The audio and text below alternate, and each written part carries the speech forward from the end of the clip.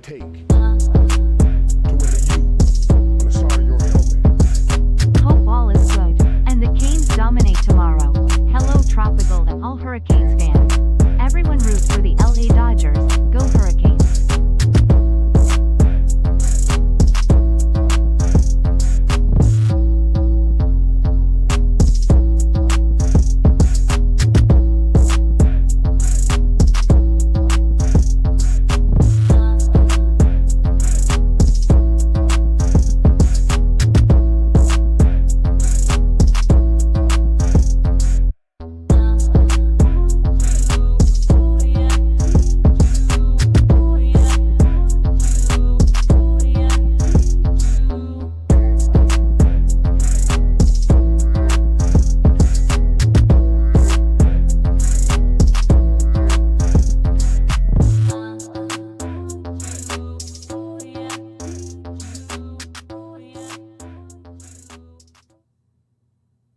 Coach, Coop, Coach, Coop, Coach, Coop, the Coach Coop Show.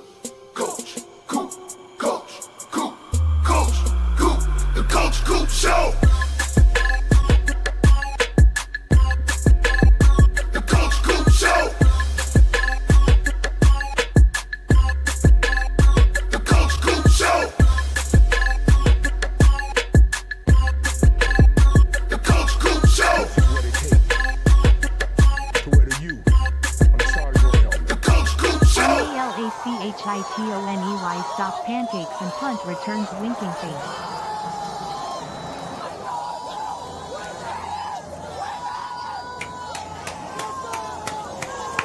Yo, yo, yo, happy Friday, This is what it takes everybody. to wear the U That's on right. the side of your helmet. The Go weekend Canes. is We will be in officially Dallas here. next week. College football is it's technically there's a game on right now, Virginia Tech and Cal, and I believe that Cal is taking it to Virginia Tech at the moment. I don't think that many people are surprised by that. But, you know, really, Miami Hurricanes is the most important football of the weekend. I think that everybody here can agree with that. Am I right, guys? So happy Friday. So pumped to talk about this Miami versus Stanford matchup again here the night before the game. Opening up the phone lines, your opportunity to win $600 This is what with it a takes. correct score prediction. It's happened in the on past. the side of It's your going to helmet. happen again. Co-op ever since yesterday I have a strange fear of tending to my garden. Fair. Understandable. Right. I completely get it. The PTSD is in full effect. The game came a month earlier than expected if you thought that it was going to come at all. And I'm not going to lie. Every time that I walk into my room, I kind of regret buying that because it's a jump scare. Like, it took me a long time to get used to the cardboard cutout Mario, because imagine waking up, walking to the fridge at 3 a.m. to grab a sip of something or a snack, and you see Mario Cristobal just chilling in the shadows in your kitchen, right? It's gonna scare you. I'm not used to the tree yet, so it's provided several jump scares this week since I got that stinking tree. But I'm pumped, man. I still have a ton of hype and energy going into this weekend. We'll talk about it. You know, we discussed it a little bit earlier this week. I'm not in panic mode, but I'm looking forward to this game. I'm really looking forward to the game. I want to give us some shout outs before we dive too deep into the conversation. My man John Bird, hardest working man in the room, checking in. World's tallest drummer. Who else we got in here? Tropical. So here's the deal. For so long, for years, really, I wanted a green Flanagan's cup, because I got the pink one because the last time I was in Miami, it was October, so breast cancer awareness. They had the pink cups. Nothing wrong with pink, but I wanted the traditional green cup. What's up, Palm Beach Cane? Getting back on track tomorrow? I sure hope so, and I think they will. But I wanted a green cup, and guess what? I now have not one, but two of them. Melissa, aka Hoodie Girl, sent me one whenever she sent me the military appreciation polo. Thank you, Melissa. And I also received one from Tropigal, which is the one that I believe I'm drinking out of at the moment because the one from Melissa is in the dishwasher. Wanted to shout them out and say thank you. Thank you. Everything tastes better out of a Flanagan's cup, I can confirm. It's true, as I almost spilt all of it all over myself there. So let me get caught up. Bahama SC with the 305 says, don't forget to drink water. Thank you very much, Bahama. Great tip. John Bird, 7599 says, hope all is good and the Canes dominate tomorrow. Hello, Tropigal. Get it together, Coop. Hello, Tropigal and all Canes fans. Everyone root for the Dodgers. Dodgers taking on the Blue Jays in the grand finale thing, right? I don't watch a ton of baseball, but I think this is like the final series, the final of the World Series, right? Taking on, like, you can't have the Blue Jays winning it. Am I right? I'm not an LA Dodgers fan, but come on, guys. Thank you so much, John. Falconer with the 305. Malachi Tony, stop pancakes and punt returns. Thank you very much for the love. Mike Ebersol with the 5. We will be in Dallas next week. As in we, you mean Miami or Miami plus Mike and maybe the family? Let me know, Mike. It is true. Going to be traveling, going to Dallas, Texas. Bahama with another 305. Appreciate you. There's Melissa, a.k.a. Hoodie Girl, with the 36-month, 3-month anniversary. Nice polo. It feels great. Breathable. Feels fantastic. I love it. I see MS in here. Samantha, Mary, Henry, I appreciate y'all being here. Randy with the 20 months. The OT Wizard is here. Great to be back in Tennessee. Even though I took the drive of shame, Miami had better come back and win. I felt so bad for Randy, y'all. Drove, how many hours did you drive again, Randy? 12 hours, 14 hours to watch the Canes lose to Louisville by 3 at Hard Rock Stadium. It's such a bummer when you travel to a game and you have that long drive back. Heck, the walk out of the stadium feels like an eternity. It's just such a different vibe when you go to a game and it's, it's bad. It's bad. So I appreciate everybody being here. Blanket thank yous. Make sure that you get that phone number typed in on the phone. Have it on speed dial. Be ready to go. Make that $600 tonight. Good to see you. I also saw somebody I feel like I hadn't seen in a while. It was Tiger Paw. Good to see you, my friend. See if we can get Hurricane B on the line tonight. I need to set John Bird atop the throne before we get into this. Like, can I just get a feel from everybody? Y'all are feeling pretty good about this game, right? Without, like, you don't have to put your score prediction in or anything. I just felt like all week that I understand, like, the Canes PTSD because I'm guilty of it. I have it as well. It feels like once one thing goes wrong, then it's just downhill from there. But, like, realistically, it felt like the sky was falling all week. I continued to see Canes fans, commenting on posts saying, well, This is what guess we're about to drop 2 in a row. to wear the U Well, on the side of your Stanford beat Florida State Can't by wait to 7. see We this only team beat them by tomorrow. 6. I don't know what to expect, but I just need to watch some Canes football. That's fair. That's absolutely fair. Yep.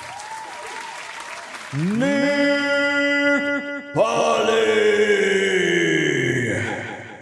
Thank you, Nick. I'll sit you atop the throne with the big 50. That's right. It's one of those things where instead of being nervous about it, like extra concerned, worried about Saturday coming up, I'm just ready to see the response from the team, because as much as I freaked out, and I did, I'm over here putting my hands up against the wall, trying to hand people on the stream a belt saying, here you go, whoop my ass. We just got our booties beat by Louisville, doing the walking and venting, screaming outside. Everybody's looking at me. What's going on? I don't feel like that everything is over. I don't think that just because it seems like Louisville provided a blueprint here, I feel like that was kind of obvious when looking at this Miami team. And I know that if I feel that way, I'm just a fan. So obviously, these offensive coordinators, defensive coordinators for these other teams, they knew what to do. But you also have to have the type of players to be able to make that happen. So we talk about Louisville having Bell and Lacey, Isaac Brown running the football really well. They had a lot of things go their way, and Jeff Brom is great at scheming up. Now, he put together the perfect game plan against Miami. And still, with all of that being said, let me finish before you say anything. With all of that being said, Miami lost by 3 points. Carson Beck threw 4 interceptions. We handed him the ball 4 different times. And Miami finds himself in a position to either win the game or potentially kick a field goal and go to overtime. Now, with all of that being said, no excuse for losing. No, Miami did not need a loss. It was not the wake-up call they needed. Winning is always better than losing. They should have won the freaking game. And they should have been able to beat Louisville. No excuse. But all I'm saying is, for people now that say, well, we're about to lose 2 in a row, 3 in a row, 4 in a row, the season is over. I knew it. This is the old Beck. Let's see how they respond. Let's see how they play against Stanford. We're talking about a team, guys, that has won 3 daggum football games. 3. And I don't care what they did to Florida State last week. You're talking about a Florida State team that knows their head coach is cooked. Mike Norvell is gone. They really don't have anything to play for. They're not going to go to the ACC championship game. They can't make it to the playoffs. And mentally, that has to just really mess with those guys. They're playing for pride. They just want to compete. Everyone's allowed their opinion. I'm just saying, I don't know why people are just completely panicking and losing their minds over it. If you never lose, you don't need a wake-up call. Yeah, exactly. So I had to get my little rant out there. Nick, I appreciate the love. It got me going there for a second. Who had Miami over Notre Dame, USF, UF, and FSU? I mean, that's a good point. I mean, How about that stationary co-op? That's from 1992, yes, just after and I that graduated. too. Also, Thank why you. are the names in the chat have it in front? You're right. I have no idea. I don't know. YouTube has done some sort of weird update, Tropigal. I have no idea what that's about. That's weird, but you're right. I just noticed that. Really weird. It's a YouTube thing. Yeah, I don't. It ain't me. It ain't Coop. I don't have a clue what that's about. Great question. Tropical with the 503. I see what you did there. Yeah, it's it. They've done some sort of update with the chat. They're always messing with stuff. Weird. Yeah. Tropical, thank you for the 503. And Falconer said, who had Miami over? And it's true. I predicted in my season prediction Miami dropping 1 ACC game. So when I stepped back and said, well, come on, Coop, you thought they were going to lose one. But context matters. I also did not anticipate it being Louisville. I didn't. We thought that maybe there's a chance they split Notre Dame and Florida. But as the season progresses, you start to kind of change your thoughts on the games and stuff. You go game by game. Nick Polly said, I didn't really like Dawson's presser about the run game. It is what it is. And that obviously got people fired up, myself included. You know, it is very frustrating to hear him say that, right? There's 100% better ways that he could have worded that, because you know that's a very frustrating response for a fan to hear, and everybody's pointing it out, not just the fans, right? You see experts that talk about this day in and day out. They're pointing it out.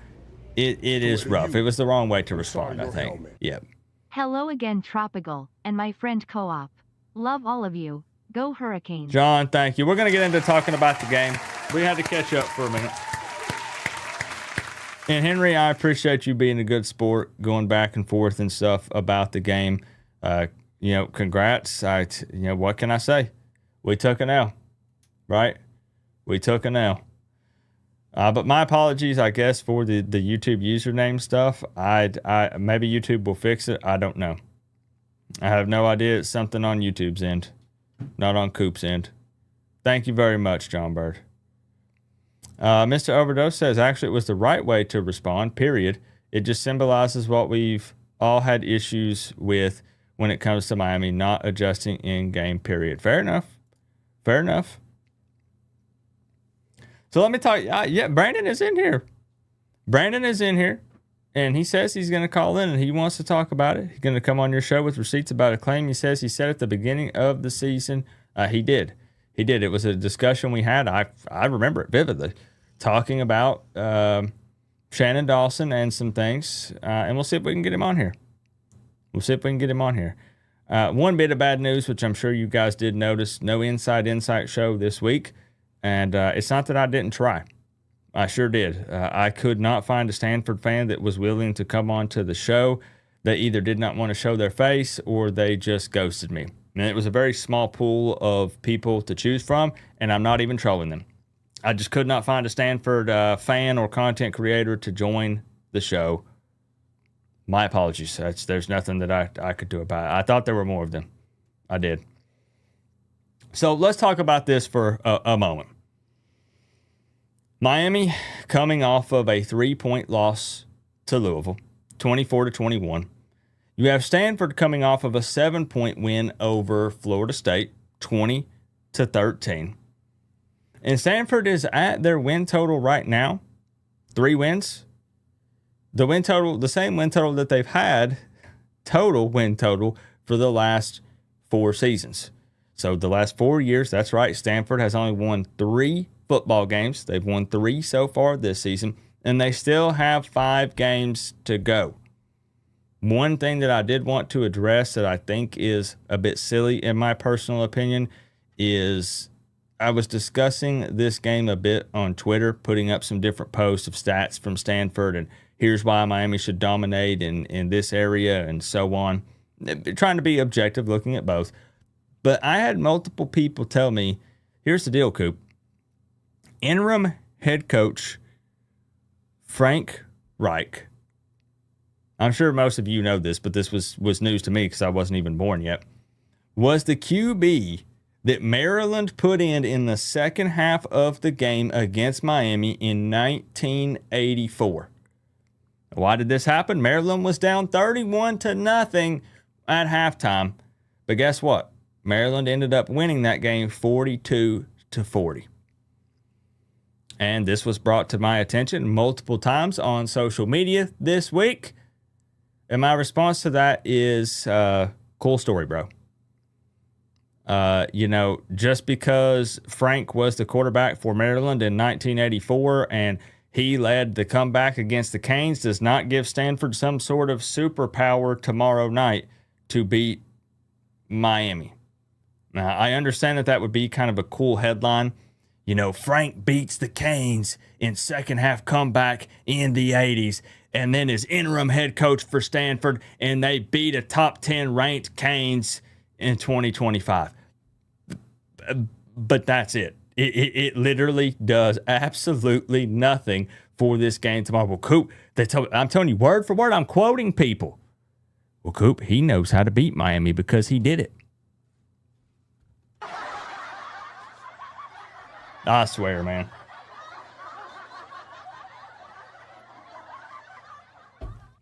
Let's take a look at the injury report. I can't even right now. Injury report here for both teams. What do you know? Their quarterback, redshirt senior Ben Gulbranson, is probable, so he should be playing tomorrow night. There were some rumors after he got injured against Florida State that maybe they had to go ahead and start the redshirt freshman who did come in the Florida State game, and they ended up winning. But it's not. It's going to be the guy with the experience. Everybody seems to get super Wolverine healing powers whenever it comes to playing the Canes. Everybody's ready to rock and suit up. Also, their running back, Cole Tabb, he is probable as well. Now, this is a guy who is actually their redshirt freshman running back who came in for Ford against Florida State, and Tabb racked up over 100 rushing yards on the Noles. So you'll notice here, yeah, you can see my mouse, okay. So their actual experienced running back there, Micah Ford, is still going to be out for this game. It's going to be the young guy, Tabb. But again, rushed for over 100 yards against the Noles. This dude's 5'8", 200 pounds. So it's going to be very interesting to keep an eye on him.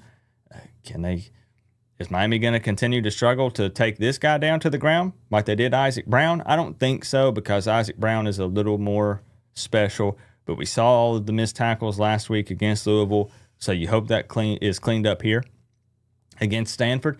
Again, this is a home game for the Canes. Hard Rock Stadium, there's always a chance for precipitation, and that appears to be true for tomorrow night as well, as there is some potential rain in the forecast. It's going to be low 80s here, 7 p.m. kickoff, a 64% chance of rain. This continues to drop throughout the night, but there is a possibility that it could be a wet one. And heck, at this point, I guess maybe we're hoping that it is, because the Canes haven't lost a game in the rain. Maybe we want it to rain. Maybe we do. Team captains for tomorrow, you have Mark Fletcher, Brockemeyer, Ruben Bain, Coop, Teray, and Poyser. We'll clap it up for the captains.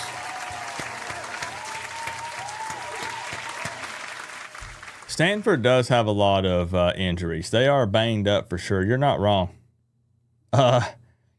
You're really not wrong. I mean, compared to Miami's list here at the bottom, which, thank goodness, I don't believe in jinxes and being superstitious and all that stuff.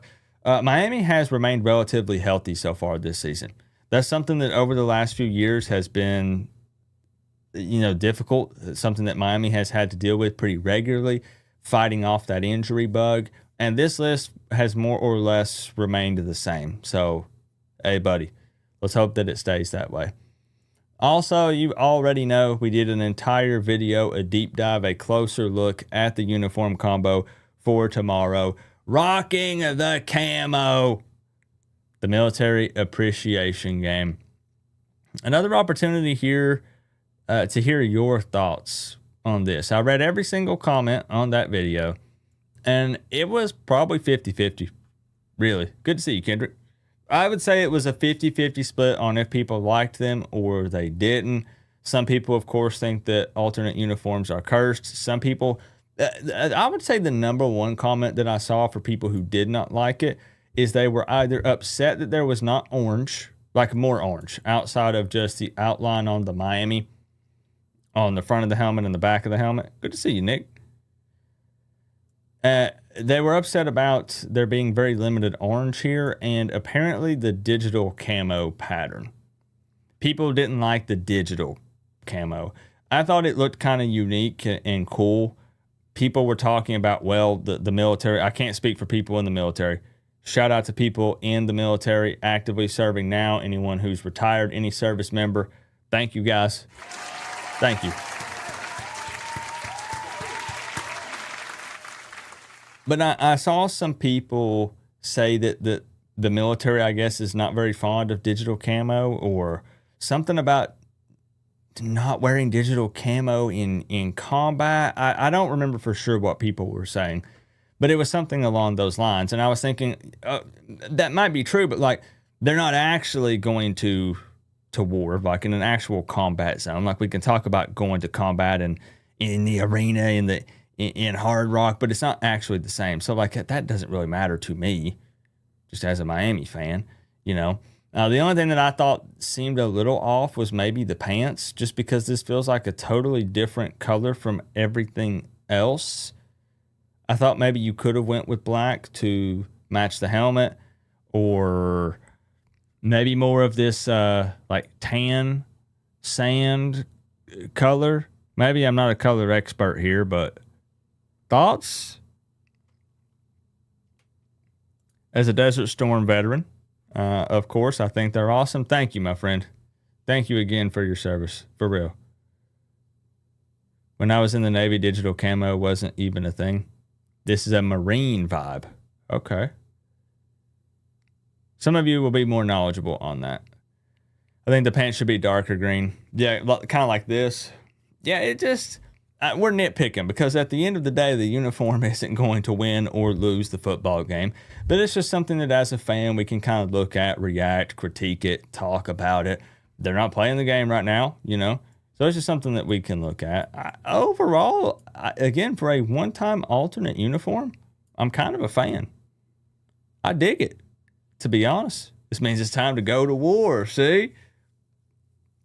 Would the chat take Miami plus 28.5 or the tree and the points?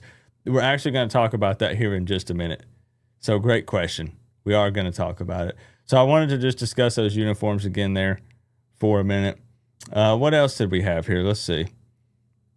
ACC standings, conference standings here. Just wanted to touch on that for a brief moment. I'm not going to lie. It pisses me off seeing Miami way down here.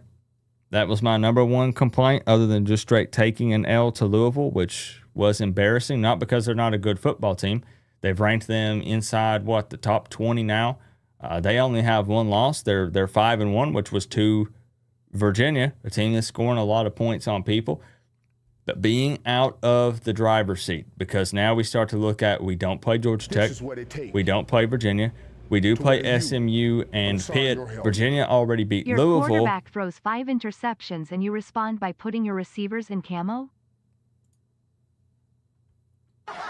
I'm going to kick your butt, Joel.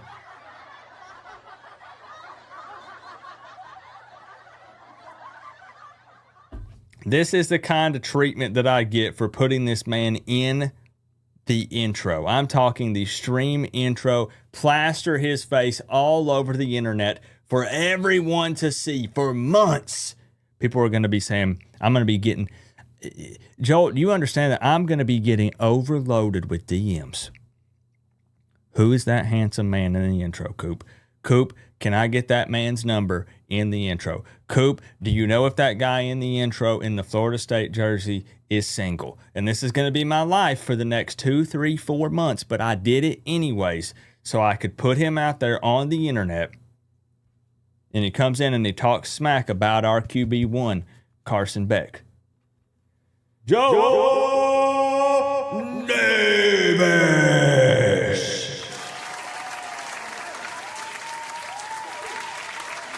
And I understand that the thing is, people said, why in the world would Miami announce camo uniforms after Carson Beck just threw 4 interceptions and they just lost the game?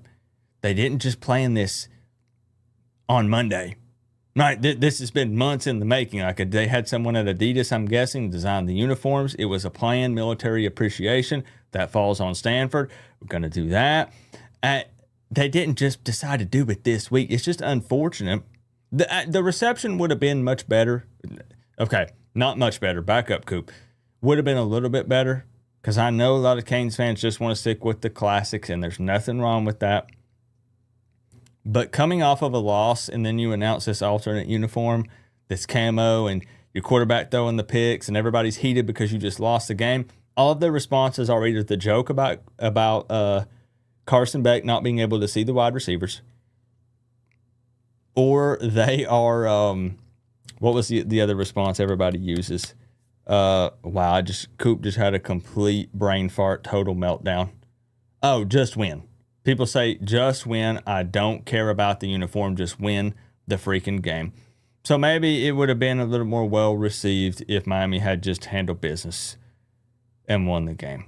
But, and Carson Beck deserves to be trolled a little bit here. I mean, that was one of the worst games he's played when it comes to interceptions, right? When did Carson Beck ever throw 4 interceptions in one game at Georgia? I actually don't know the answer to that. I understand that people said, well, look at 2024 and all these picks he threw. I don't think, did he throw 4 in one game? Did he ever do that? Coop has a brainstone. He did twice? He had 2 4-pick games? Like, I knew he had threw several picks, obviously, especially in 2024. He threw 4? You'd rather have 5 interceptions in one game than be 3 and 4 with the Florida Gators. Thank you for the love, Joe. We set ourselves up for it. You couldn't troll us if we hadn't done it.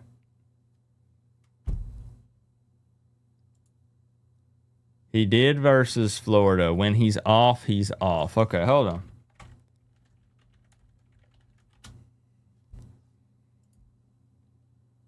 Timeout.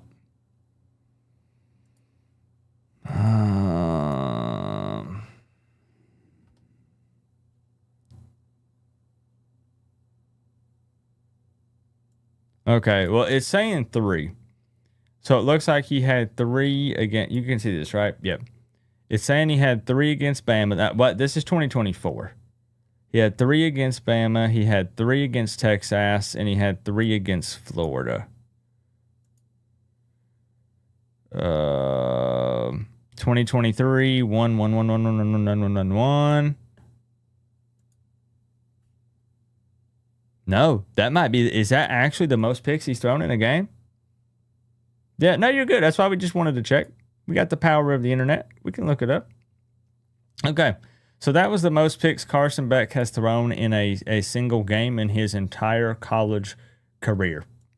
It was rough. It definitely was. I'm not going to deny that. He doesn't get any excuses. He doesn't get a pass. Neither does that piss poor run game. No, you're good. Nobody has to apologize. Technically had 5, yes, and I even made that comment several times as well. But what officially goes down in the books with the stats is going to be 4, right? So that is tough. On the side of your helmet. Co-op, I do not believe you couldn't find a Stanford fan to interview when you have the tree behind you. Funny story. I legit, Bahama, thought about just throwing the tree up and just doing some sort of AI voice because I was so mad. All the Stanford fans ghosted me. Very, very frustrating. Yep. So we know what the spread is here in this game, and it's massive. It's honestly even a bit surprising to me, given that, when you look at the points Miami has put up, they didn't surpass 30 against Notre Dame, didn't do it against Florida, didn't do it against Louisville. 29.5 point favorites is a lot. Do you guys have Miami covering? It just seems kind of high, right? Maybe people believe that. I could see a couple reasons why this is the case. Miami comes out and plays angry. First off, right? They're pissed.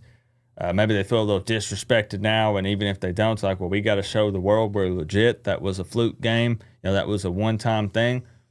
But here's the other thing.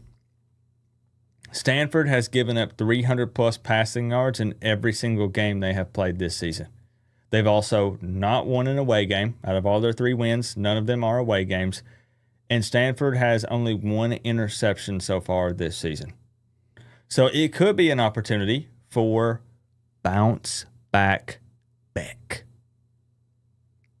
That's what I'm saying. Let's get it going. Let's get it trending. Bounce back Beck on Saturday. But Stanford is not a great football team. They're just not. So, they believe that Miami is going to win and win big. I actually do not have them covering, but I hope I'm wrong. And I hope Miami hangs 50 on these guys, 50 plus. I have 31-13, which is an 18-point win, which is almost half what the freaking spread is. Right? So it's good. This game's going to be very interesting. See, I love it. Bounce back Beck. Let's get it going. I should have called Andrew Luck. That would be good. Welcome in, try account.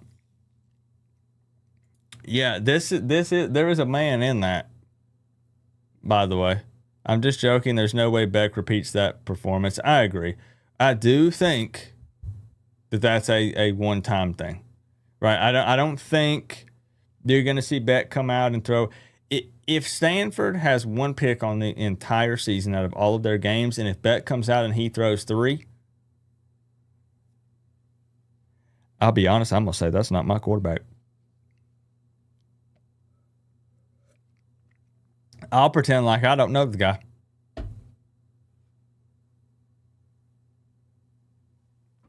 Yeah, and see, people said the same thing. They said, well, Coop, you said Louisville is not a good football team.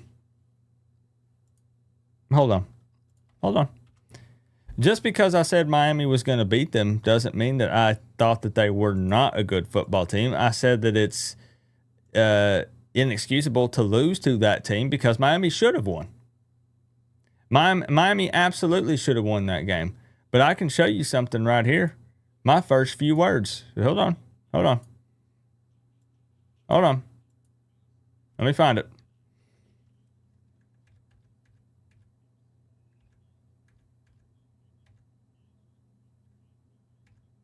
I'm looking.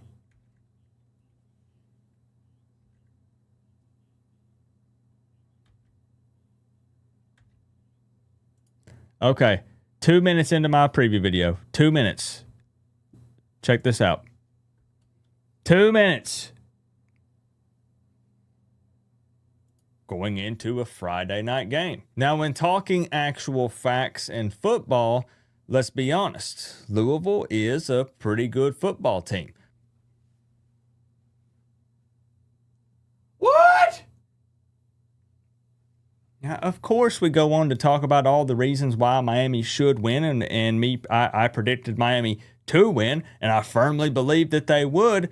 All I'm saying is we talked about Louisville's weaknesses, but we also did give them credit. I go on to talk about Jeff Braun being a great play caller and a very experienced head coach, and we talk about the talent that they brought in through the transfer portal. You got to understand that I still thought, though, that Miami was going to beat those guys and should have beat those guys. I stand by that 100%. Should have. 28 trick plays won't work the whole year. It was just tough. I don't want to make this stream about Louisville because I know we want to talk about Stanford. No excuses ever. I hate that I even have to preface this with that. No excuses.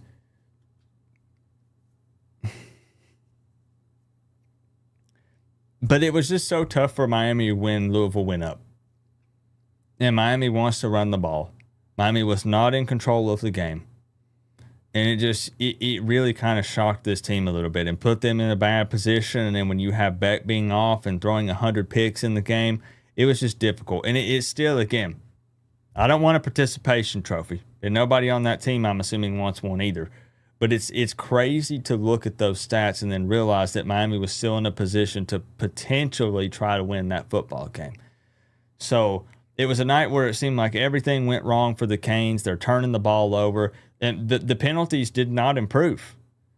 A lot of that game was Miami versus Miami, which will be the biggest concern probably. I don't want to sound disrespectful when talking about Stanford, but I would say one of the biggest things going into tomorrow night's game will be Miami versus Miami. Beck. Look like the Beck that was at the top of every Heisman watch list before the Louisville game. Will they cut down on the penalties? Will they run the ball outside once or twice? Will they tackle better?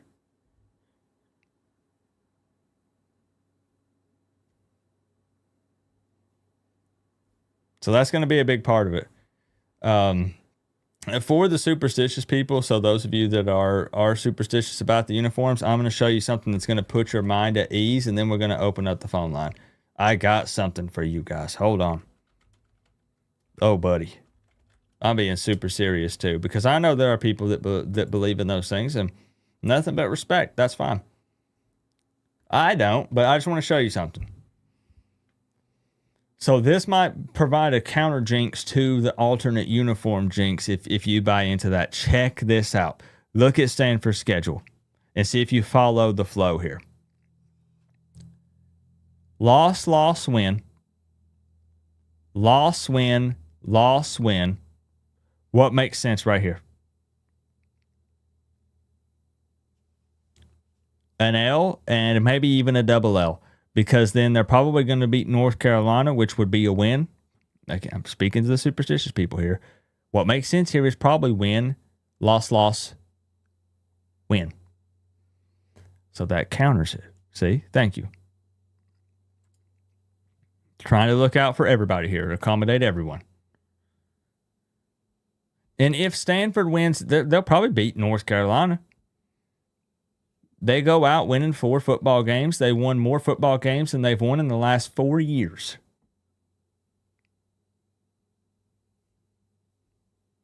What's up, DJ?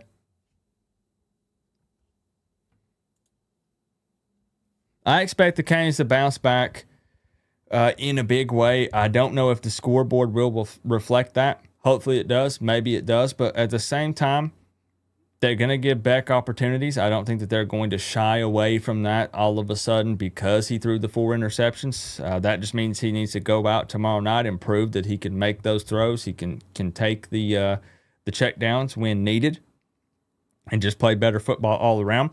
But I don't expect Miami to abandon their identity of running the football.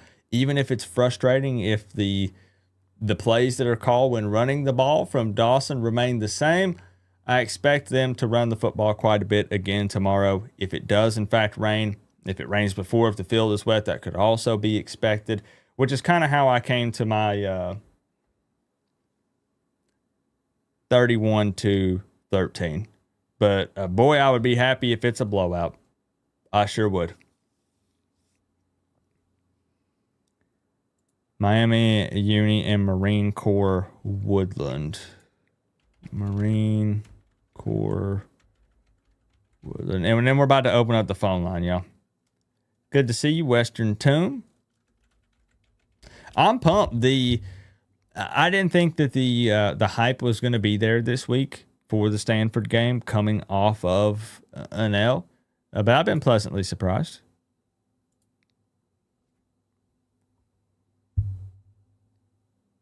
Oh, yeah, I can see. Now, this is just the top part. I see. Absolutely. Yeah, I see where you're coming from. Where you kind of get those vibes. For sure.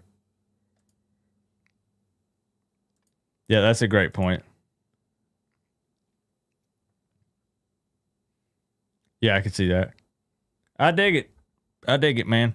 And if they win in it, a lot more people will like them, or they at least won't think that they're quite as ugly as they believe, because winning makes everything look much, much better.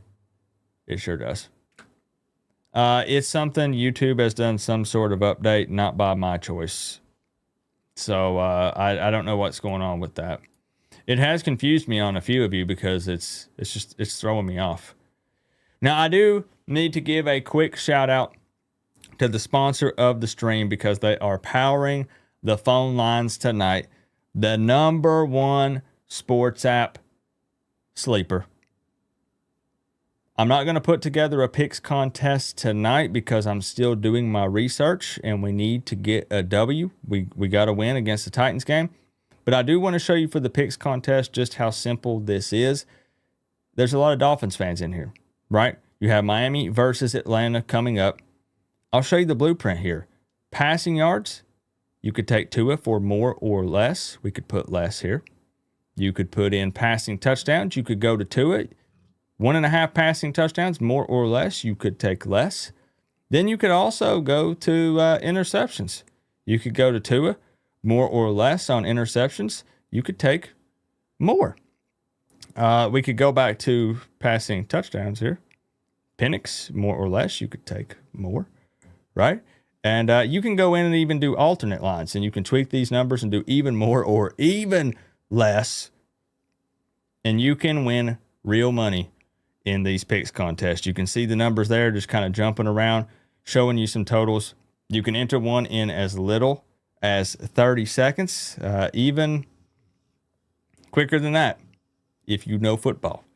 But the best part about it right now is if you download Sleeper tonight, using the link down in the description, you get a free $20, no deposit needed, so you can try out the picks contest for yourself. And also don't forget to use code word Coop, because they'll give you a 100% deposit match on your first deposit up to $100. And I believe you can double up on those. So why not? Shout out to Sleeper for sponsoring the stream. If you're not into picks contest, you can still get the live stat updates, news updates when it comes to sports. You can play in the fantasy leagues. You can chat with real time with the users. It's your all-in-one go-to sports app. Absolutely love Sleeper. Check them out today. I don't know, it's YouTube. So we can put $20 on Beck to toss 4 interceptions. You can. You absolutely can. Put Pittsburgh up there. Who do they have? It's Pittsburgh versus Green Bay, right? Oh, buddy. Oh, buddy. I know somebody that needs Jordan Love for 25 plus rushing, I think, or 19 and a half or more. You know who you are. You know. Also, one more shout out. I want to say thank you. I don't know if Blake Metz is here. Good to see you, Straight Street 6. What's my score prediction? 31-13. Let me put that up in the top left-hand corner here. I usually have it, and I totally forgot. 2 seconds.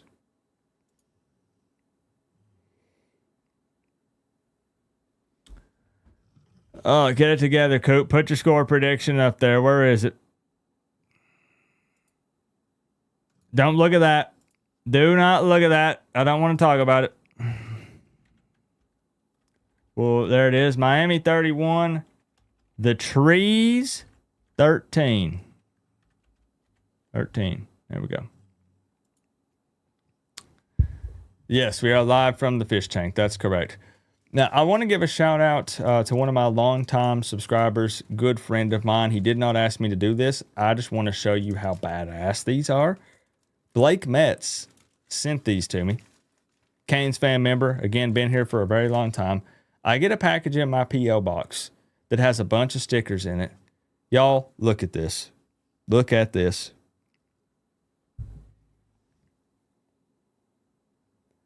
It's the C.J. Daniels catch on a sticker. How cool is that? He sent me this. It's great to be a Miami Hurricane. He sent me these, a butt ton of these. I got a butt ton of Sebastians. How cool is that? Even showed me some Titans love. Look at that. But I'll show you the coolest thing. So this is not some sort of plug or promo. I'm just saying that it was so cool for him to send that stuff to me. Look at this. This is the coolest freaking part. I'm gonna see if I can show y'all this. Hold on to something.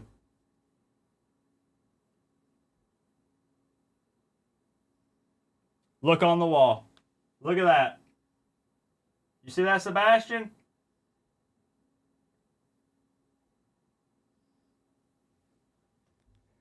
How cool is that? That sucker is like, it's hard to tell on video, but I think it's about 2.5 feet tall, 3 feet tall. Yeah, I can show you a pickle for comparison. Hold on.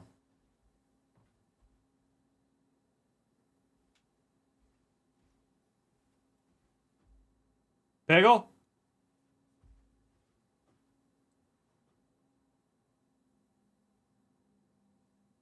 That's a big ass bird. See what I'm saying? So pretty cool. Thank you, Blake. I wanted to give him a special shout out for that. That was very kind of him to do that. Let's get the score prediction cam back in place, and then we'll be ready to rock. We good? Cool, I think we're good. Good to see you, Chris Robinson. It's a duck, not an ibis. Well. All right, let's get the phone line opened up. 865-229-4131. Predict the correct score for this game. Win $600. Don't say it's impossible because it's happened in the past. You can very much win it. Absolutely. They're fighting back. I guess we want Virginia Tech to win, right? And a Virginia Tech win is not going to help us tremendously either way, but we don't face Cal. We are going to play Virginia Tech and Blacksburg, so I guess keep winning. Who did they beat again? Hold on, just a refresher. They beat NC State, who beat Virginia, who beat Louisville. No, Louisville beat... Oh my gosh, hold on. They lost that. Right, they lost that in OT to Virginia. My head hurts. Let's open the phone line. See, just be in control.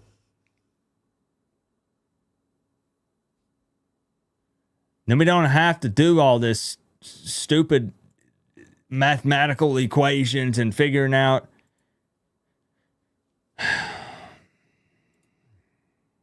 Just win. Just win. All right, I'm getting it opened up. Who won in the past, Coop? What team did he represent? Who? What team? Wait, what team are we talking about? Let's see. Let's get it.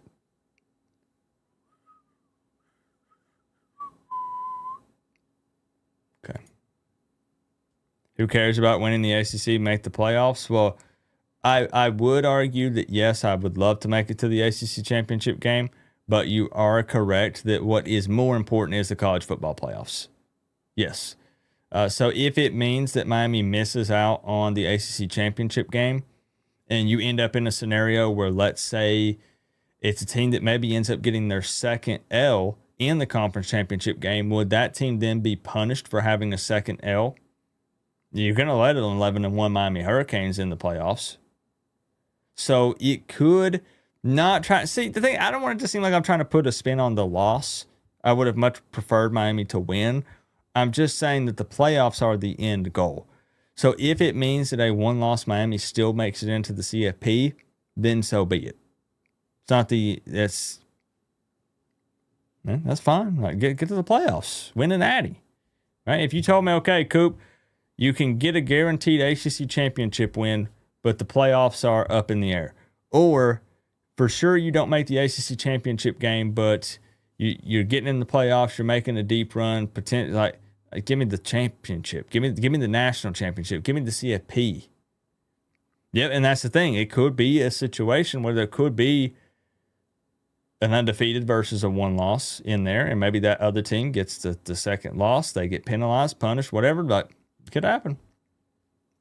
Oh, who won the call-in contest? It was a Florida State fan who spent every penny of it on beer and cigarettes the same day. He said he told me word for word he was running straight to the gas station.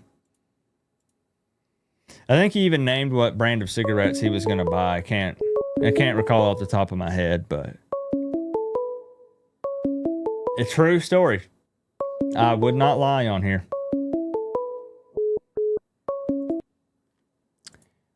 MS, I feel like this is multiple weeks that you've been the first caller. I know it, man. I must really like you a lot. I know how to time it. No, it's me playing favorites, obviously. But I also want to try and hurry through, too, because I know you got a lot of people that want to get on here and talk. So I try not to suck up a lot of your time. Well, who wouldn't want $600, you know? No, I know it. I mean, but it is good, man. I hurt like the rest of us did with that loss, man. Yeah. It was really unexpected. I had to man up, and they roasted me on Twitter because I've been doing this thing where I've been posting a screenshot of my score predictions on there, and you know how it is over there, and I got to own it. I thought Miami was going to win by a fairly large margin, and boy, they let me have it.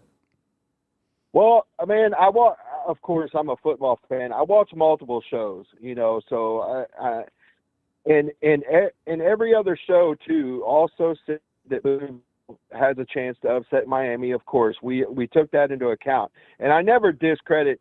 I almost don't discredit any team that plays Miami because they always play their hardest against us. I mean, for real. Like, look, if Wisconsin was coming into Louisville, do you think everybody would be like, oh, my gosh, it's Wisconsin, But yeah. No, when Miami comes to town, everybody's like, oh, it's Miami.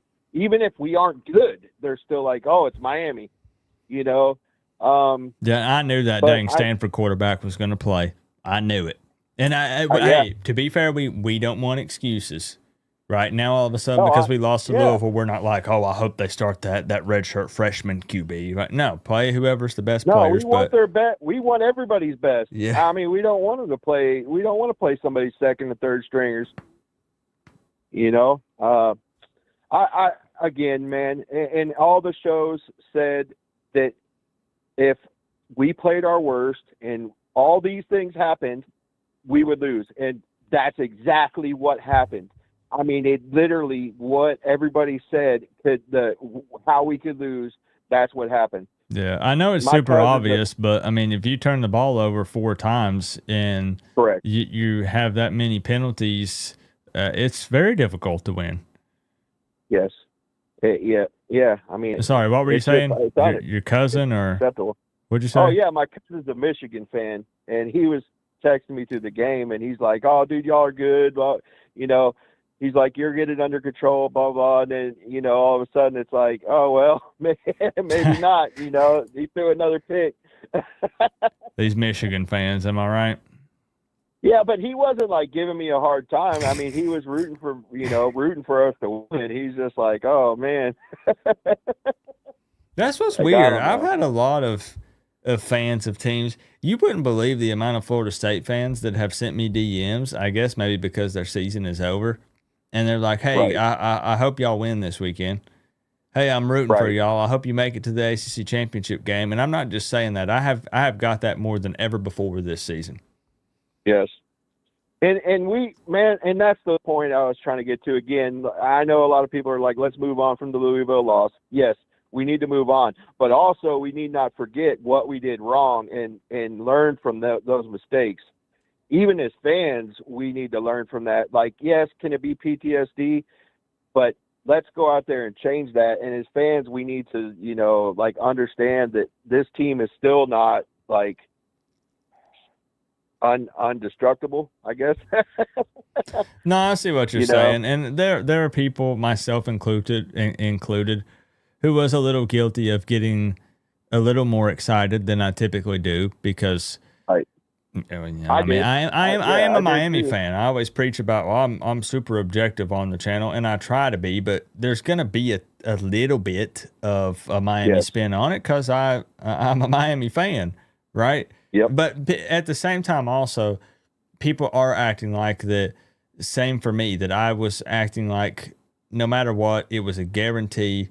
Miami was winning every single game. Miami has no weaknesses. We talk about it every week. There are things that we discuss that Miami doesn't do very well. But I felt like even when factoring those things in, it was almost like Miami could just bully their way through the game and get a win anyways.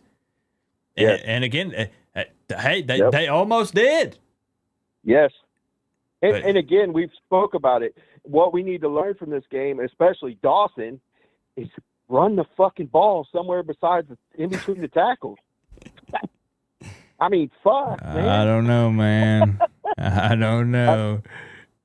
Like, dude, a high school coach can coach better than that sometimes.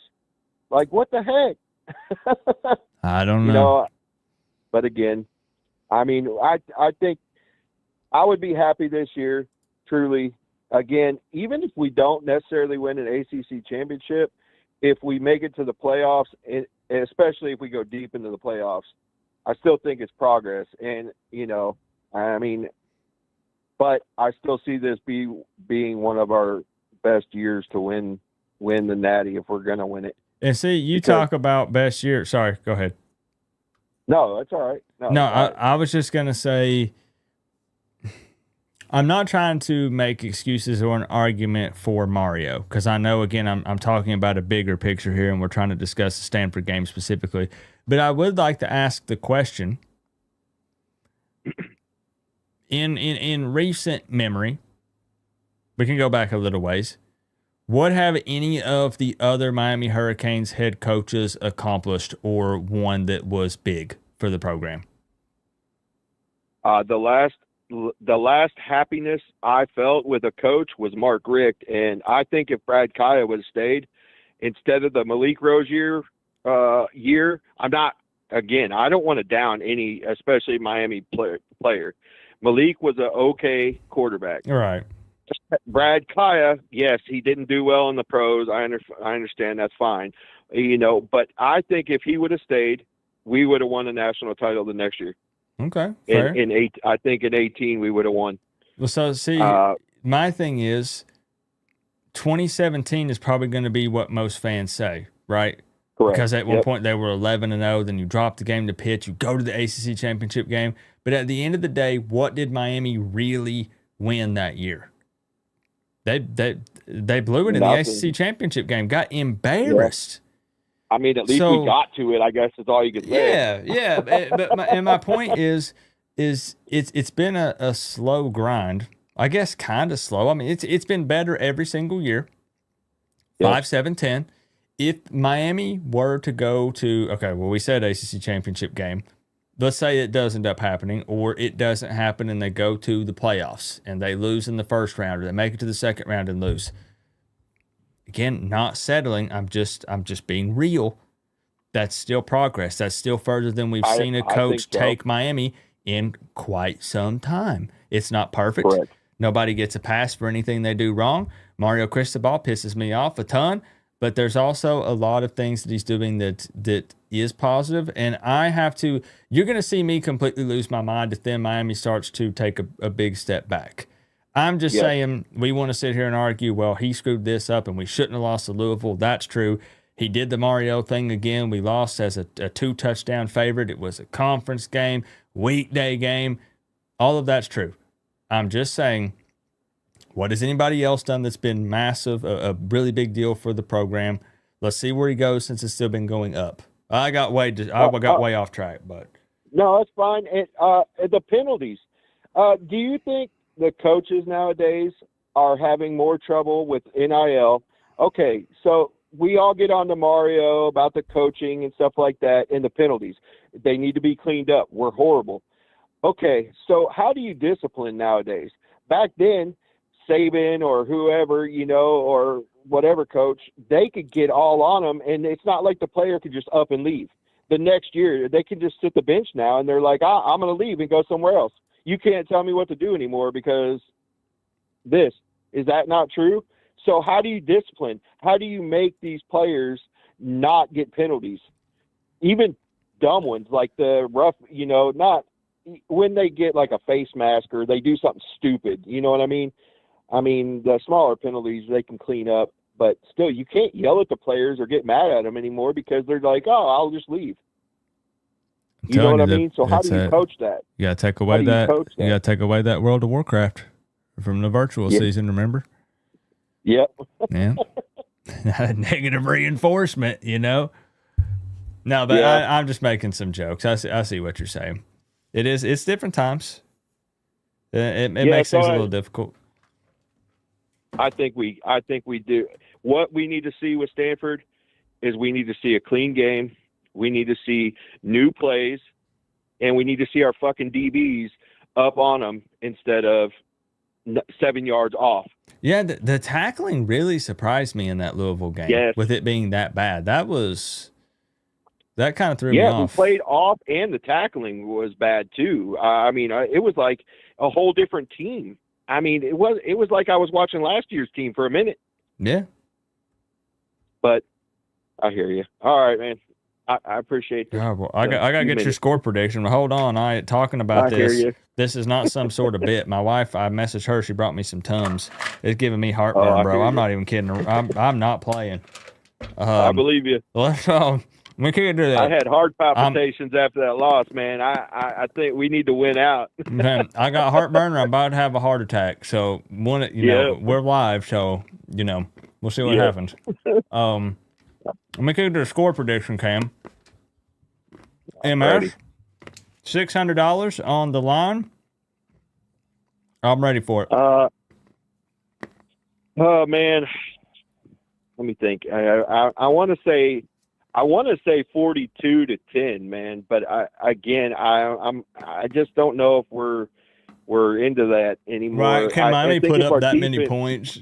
It's scary. Well, our defense would have to score some, or we have to have some turnovers right next to the end zone. I think I'm going to go with 38-10. 38-10. Final answer. 38-10, Miami winning. 38-10.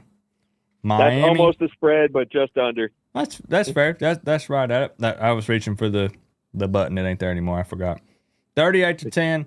Canes on top. I think that's reasonable. Fair score. MS. Yeah. I appreciate the conversation, man. You too, brother. And prayers for all y'all, and go Canes. We'll see you tomorrow. All right. Later, man. think that's fair. 38-10. Let's get it open right back up and get some more people in here.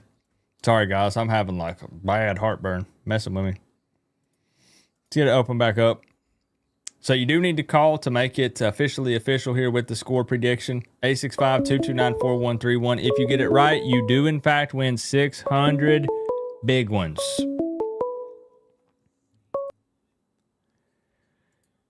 Mr. Chris Kane for life. What's up, man? What's going on with you? Oh no, he doesn't start. He started the convo with a sigh. Man, what's going on with you, brother? Yeah, I mean, like I'm more mad than anything than being down about it. But I don't have the concerns that I have are things that we've been seeing from Miami. I don't think that even given those that they'll lose to Stanford.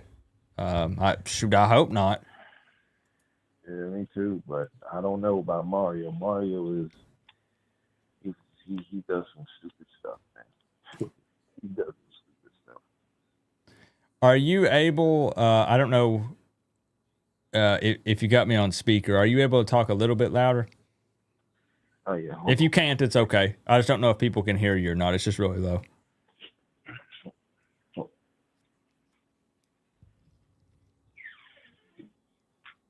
Okay, how about now? Okay, so you outside, you can yell now and scream. Yeah, I had to. I just giving you a hard time. Yeah, man. So I mean, are you hitting the panic button on this thing? You know what, Coop? I got to tell you, brother. Check the record with Mario and Stanford. Remember the same year. You gotta bring up them Oregon games. I know. I was waiting for it. I know. Remember? I know. He went to Ohio State and beat Ohio State and blah, blah, blah, and all of this. And that's also the same year he lost to Stanford. At Stanford. Yeah, I saw that popping up all over social media. Yeah, To be fair, this Stanford has not downplaying the opponent. Let's go ahead and plug that in there. Mm-hmm. This Stanford has been down for a while. They you know. But I honestly would say I think the Kings come out with the win. They come out with the dub. We get back to winning. I think the score will probably be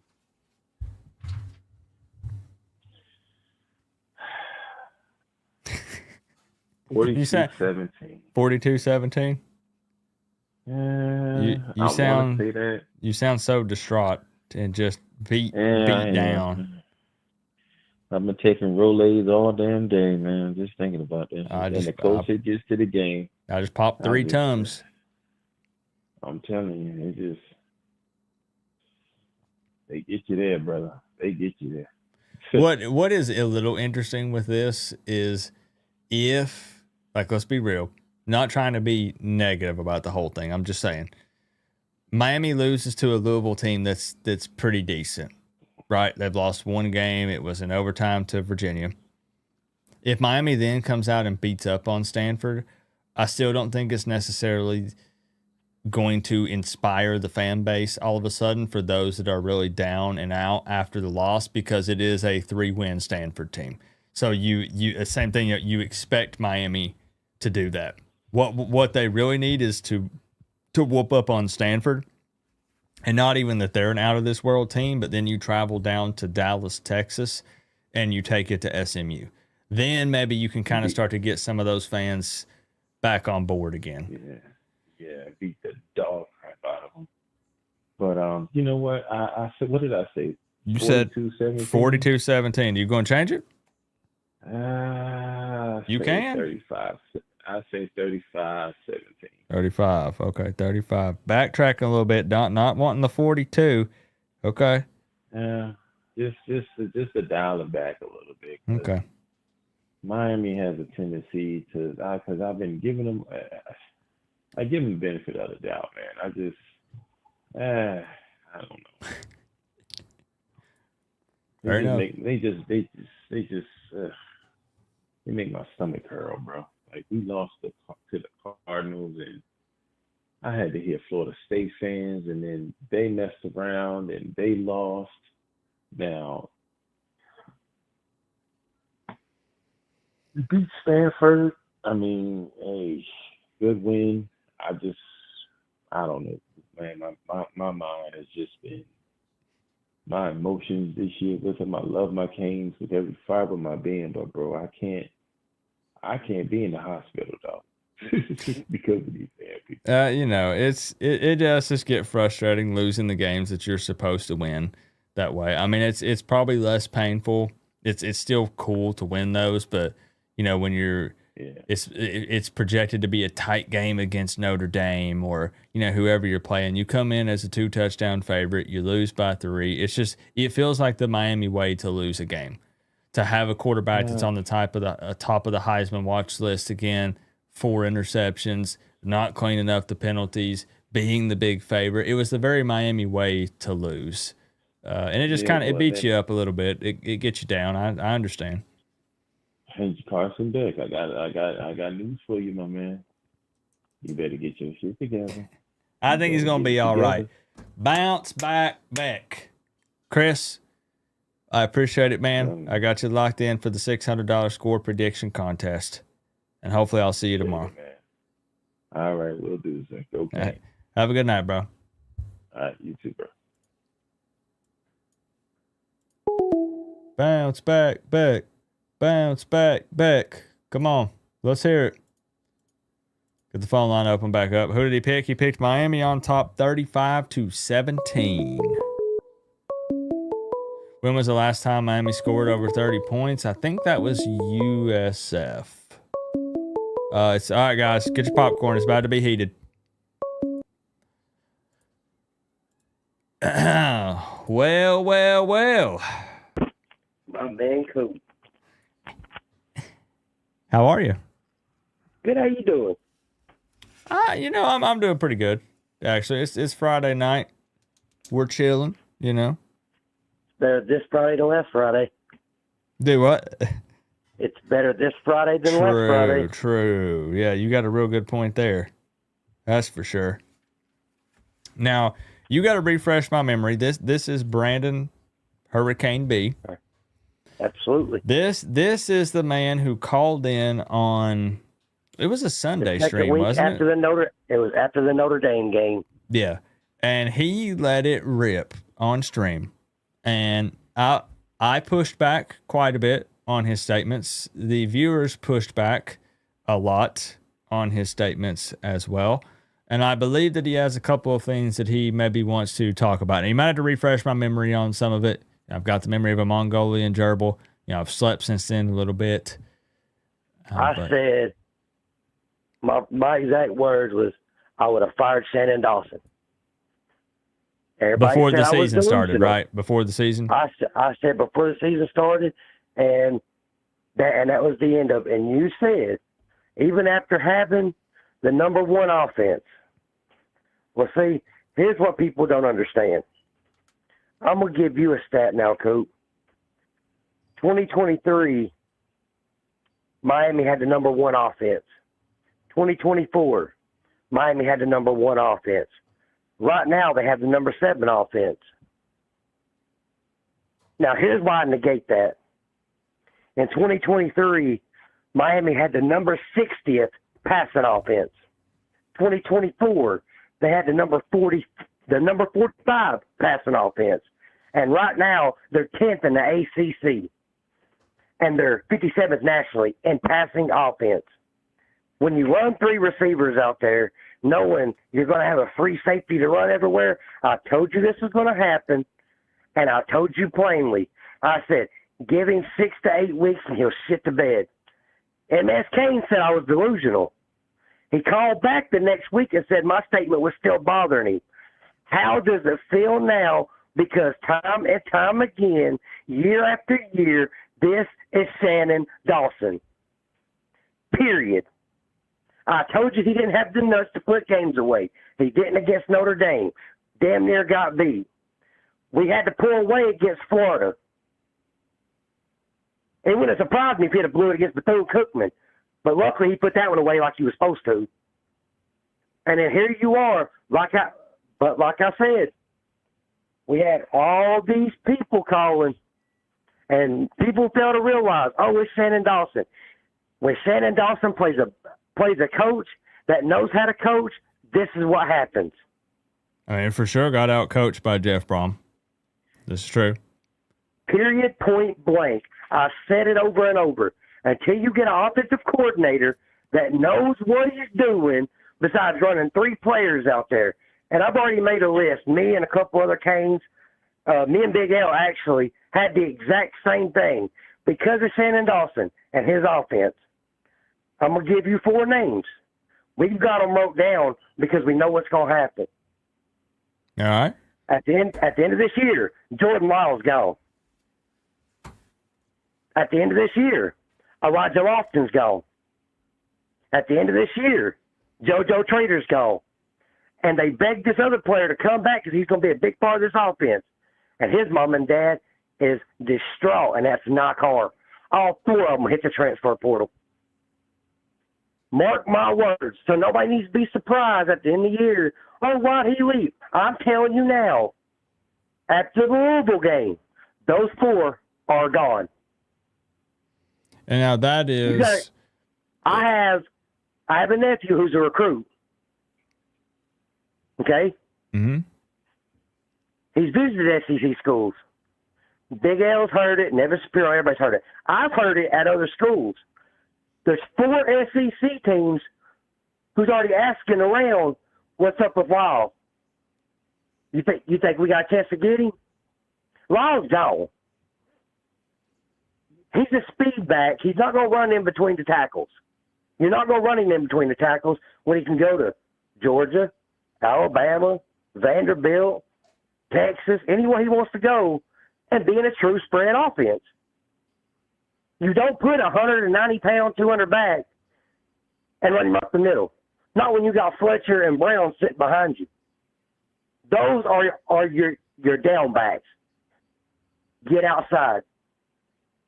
This offensive coordinator is so great. He runs the same 3 receivers. You get man on the corners. You get a safety on the slot. The other safety is riding around. And everybody wonders why Carson Beck threw 4 interceptions. There you go. You got a linebacker dropping in coverage in the middle of the field. You got a safety roaming around, just basically playing center field, and an offensive coordinator who's too stupid to adjust. That's why he got bombed. And make no mistake about it. If he don't fix it now, mark my words, Pitt's got his number. Damn, I mean, I guess if there is another game to circle, Pitt is probably one of them. Because everybody in America saw it, Coop. What did they do to us? And what were those names? Go look. You said... Go look at their defense. You're talking about Louisville, right? Louisville. Go look at their defense. There was multiple times in that game they had 3 safeties across the top with 1 linebacker. And you're still throwing a deep ball. They say, oh, well, that's on this whole personnel. Well, I'm going to give you personnel. Malachi Tony goes to throw a double pass. You got Alex Baum running down the field. That's who you got running a double pass. You're the offensive coordinator. You should know your personnel. If you don't, that's on you. Your personnel stands beside you the whole game. Now, if you look on the field, man, we got Baum in there subbing. Get Lofton in there. Hey, come here. Josh Moore, let's go. Come on. You're running a double pass. You don't put somebody that runs a 5.40 to run a double pass. Malachi Tony had to wait just for him to get downfield. And then they say, oh, well, Carson Beck Elijah Lofton run the wrong route. It didn't matter if he ran the wrong route or not. He didn't get it over the line. It was tipped and intercepted anyways. Because they played him underneath and they played him over top. So, no, Carson Beck, that interception's on you, buddy. Get it over the line. Take accountability like everybody says. Take the accountability. You got it tipped at the line. It never made it to Lofton. But you sure hit every white jersey you seen, didn't you? Take accountability. So, again, do you go get an offensive coordinator to get you over that hump? Or do you allow Shannon Dawson to do this to you year in and year out? Now, you're referencing with talking about accountability. Are you talking about the press conference with the comment He ran the wrong route. Right. Okay. Let me give you this insight. As a receiver, if you're running an out route and they're playing you underneath, you have to stay behind them to give clearance to catch a ball. We teach our high school kids that. Don't put it on Lofton. They played him underneath. They played him over top. He sat in between them. He did what a receiver was supposed to do, what a tight end was supposed to do. Carson Beck needs to say, hey, I watched film. I screwed up. I threw it. It got tipped. It didn't even make it to him. My bad. But that ain't going to happen because your quarterback is a reflection of your OC. Your OC is your quarterback's coach, and this is what you get. Because I'm going to give you a stat now. Are you ready? I'm ready. Carson Beck right now, 1,484 yards, 11 touchdowns, 7 interceptions. Do you know who that sounds like? Because I'm going to give you the other stats. Don't say it. Don't say it. I don't. Tyler Van Dyke, 2,703 yards, 19 touchdowns, and 12 interceptions. Eerily similar, ain't it? It's the exact same stats. You get it year in and year out with Shannon Dawson. He don't change his offense. He don't change his plays, and this is what you get. And they wonder why Miami went 10-3 last year. Because we get offensive coordinators like Shannon Dawson, and then you got Mario who's kissing his ass. Now, I'll go back to the defense real quick while I got you on here. I said it week 1 also about Mo Torre being completely out of position. Go rewatch that game. Look how many times Jacoby Thomas is standing back there pointing, telling him to stay in the middle of the field because he's costing them yardage. The one touchdown, Bell came right across the middle. Torrey was lost. He ran and guarded nobody. He didn't know where he was going. So then who are you pointing the blame or putting the blame on for that? Is that Heatherman? Is that the scheme? Is that on the players? That goes to your defensive coordinator who did not prepare his defense for that. They even said they weren't prepared for it. What are you doing? What are these coaches doing? If you're not prepared for this, it's Jeff Brom. You can go back and watch any game. Jeff Brom, what is his record in big-time games?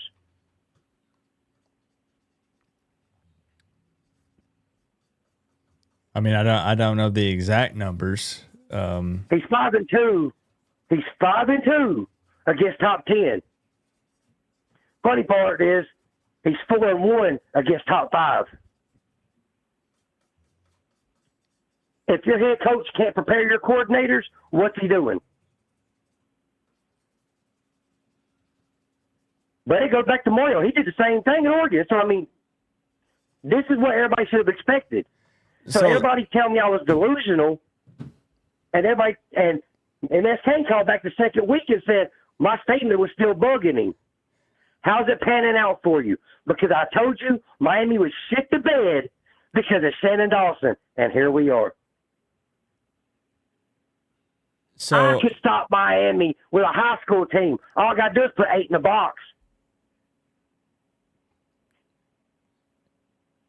So with that being said, it is the solution to let me ask this, because I know you're very upset with Dawson, and I guess it sounds like possibly Heatherman as well, right? Or at least for the Louisville game. Or how do you feel about Heatherman's in year 1. Dawson's in year 3. There's a difference. Okay, that's fair. That's fair. What about Mario That's with the him being the head man, though? How do you feel about him? Well, just like I was talking with the other ones the other day, and we all agreed. If Mario can't get it together, send his ass packing. If all you can get is 9 or 10 wins and you don't get over that same hump that you had with Diaz and everybody else, what's he doing to earn that pay? So what does he need to? Where does Miami need to be this year for you to say, you know what? I'm really upset with the way the play calling is going and the way things look, but they did improve. I'm all right with things right now and with Mario. Like, what do they got to get to? What's the? Is it natty first or off, bust? as an offensive coordinator, hold on. As an offensive coordinator, if you want things to get better, change your personnel. Spread the field more. You have to run outside. This is college football. You can't run up the middle 3 times. You have to have your halfback screen. You have to have your stretch. You have to have your zones. You have to have that. Every top 10 team that wins has that because you have to make them respect the speed. If they start putting games away instead of getting up, for instance, Florida State, 28-3, you didn't put the game away and you almost costed it.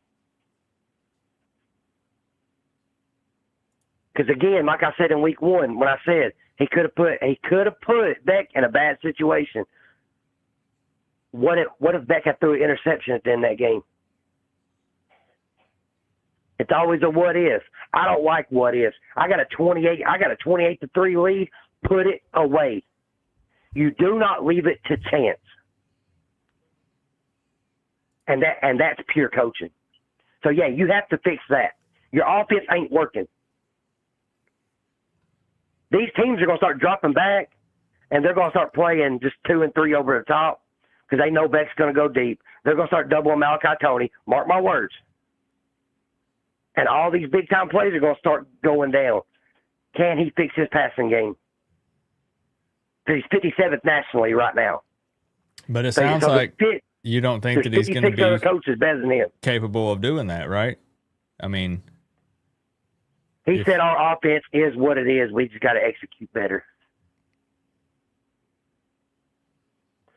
Do you believe it? Because I've seen it for 3 years. Without Cam Ward last year, we're 6-6. I said it after the call-in show. Because the difference is between Van Dyke and Beck, 27, and right now he's at 14. Cam had 4,000 yards. But he made half of those by himself when he was running around, extending the play, running for his life. He had to extend it because a pro-style quarterback won't survive in this. the only thing, though, and I know we had this conversation when you called in before, I feel like I understand where you're trying to come from with that argument that you just made. The only problem I have is that I feel like then you could apply it to just about anything, as far as if that is kind of a what if, like a what if we didn't have Cam last year, or but we did. So again, the thing what is. Here, all right, here's your what is. You had two pro-style quarterbacks, and both of them have thrown over. Well, Beck's already threw 7, and Van Dyke threw 12. Your only dual threat quarterback threw 7 in a whole year. Because only a dual threat quarterback will survive in this offense. And you're putting pro-style quarterbacks back there to try to run this. So what do they got to do this season? What do you? You have to spread the field. You have to stretch it. No, I mean, I'm just talking about. I know you're still not going to be kind of happy with Dawson, and you don't believe that he's going to make the changes that you would like to see. But where does Miami need to be? Like 10 wins, 11 wins, make it to the college football playoffs? Is there anything they could do that? Our defense is going to have to just get a lot of turnovers. Because if not, this offense will make or break us. And we done saw what happens when you play a good coach. So unless we start getting a lot of takeaways, 2, 3 a game, it's going to happen. And it'll happen again.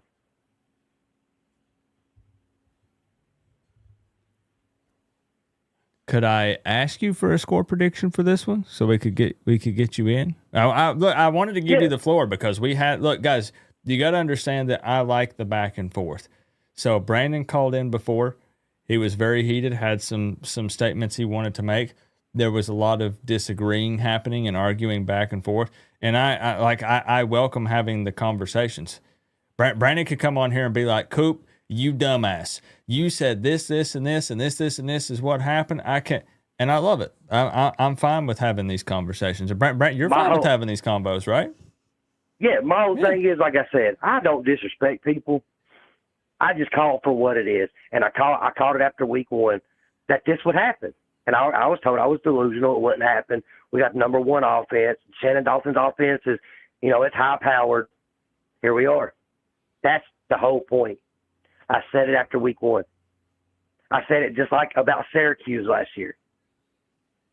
I said, if you don't put the game away, this is what's going to happen. You had a 21-point lead, and you blew it at Syracuse. Now you walk in after not putting games away for 4 straight weeks, and you shit the bed against Louisville in your own stadium. If it was at Louisville, I could understand. But you did it in your own stadium with 2 weeks to prepare for Jeff Brom, not 1. And we saw the same thing out of offense and defense we saw all year long. No adjustments, no changes, nothing. And I will say it is still split, but there are more people agreeing with you right now than there were several weeks ago. But it's still split. It's definitely split. My thing is, I'm just a diehard Hurricane, and it's unacceptable. When you have the athletes we have, it should not be up for debate. Josh Moore,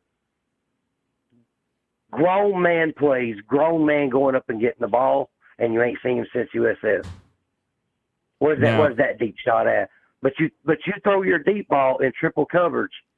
You're expecting 5'10" Malachi Tony to outjump 3 D-backs 6'1" and taller. No, yeah, and Where's Josh Moore at?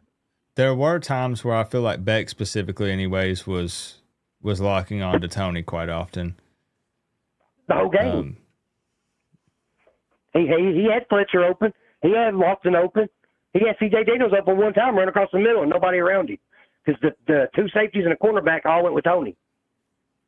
Now, I'm sure you've seen, don't say anything because I don't want to discuss these things on stream because I don't have facts here. I'm sure you've seen some of the JoJo Trader rumors, right? Uh-huh. Okay.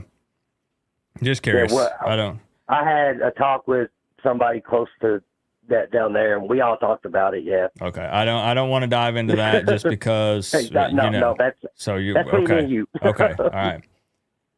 Can I get, and like I said, everyone's welcome to speak their mind here, guys, and people are welcome to fire back at Brandon if you don't agree. It goes both ways. Can I get a score prediction from you, however? It doesn't mean now that Brandon thinks that Stanford is going to beat Miami because he's talking like that. I just understand that he's frustrated.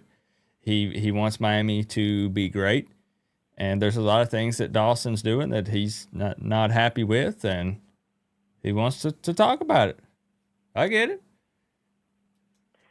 Just out of all honesty, we just have too much speed for Stanford. I watched them play Florida State. Poor old little brother Florida State.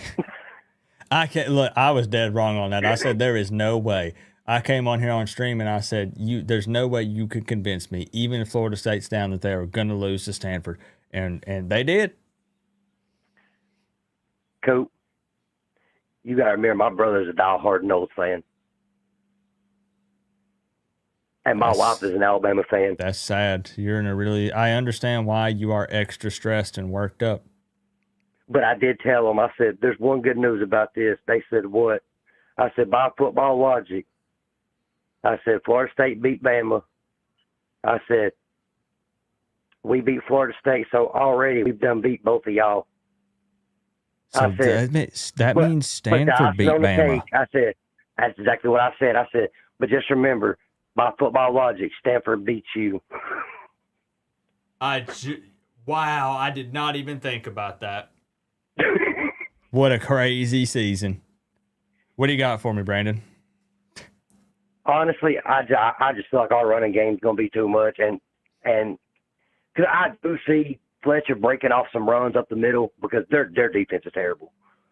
So if I had to say, I'm going 38-6. 38-6. Miami. That's holding them to 2 field goals? I watched that game. I mean, I know a couple high school teams who could beat Florida State right now. Woo! There's going to be some Noel fans that aren't too happy with that statement. Well, if they don't believe me, just tell them to line up against Baylor or McCallie out of Chattanooga, and it'll solve that whole debate. Well, Brandon, I appreciate you. I promise you I'd give you an opportunity to come in here and revisit these conversations, and maybe in the future what we can do, because I don't want you to think that I was cutting you off, but since a lot of the focus is Miami, Stanford, we'll try to do some more of those Sunday streams where it's just open mic, like we can discuss anything about the season, and maybe we could go back and forth a little bit more and in depth and revisit it once again. So yeah, it was just one of those things where I just watched it playing out because of Shannon Dawson and his tendencies. And when I called it, and then he comes in here and does it, that's why I'm furious. Because it's an every year thing, and it shouldn't happen, especially when you got the money to go hire a top notch coordinator. I mean, you got the money, spend it. All right, Brandon. That's just how I look at it. But like I said, y'all have a good night. I'll be in the chat and everything. I just had to get that off my chest. It was just. I appreciate you. Like I said, go back and scroll through the comments, and you'll see it's back and forth. All right, boss. Have a good night. You get everybody else in here. I appreciate you, bro. All right, see you, All right, bye-bye.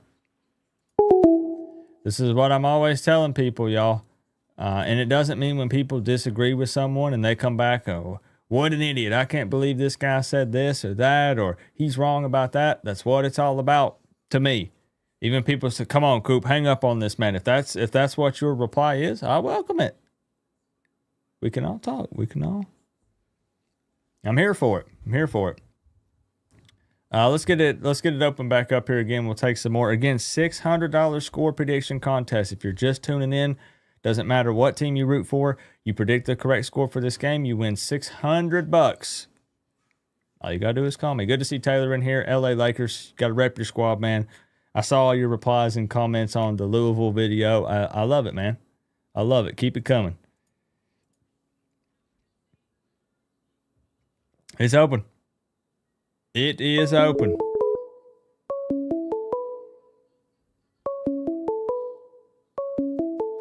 Cal touchdown.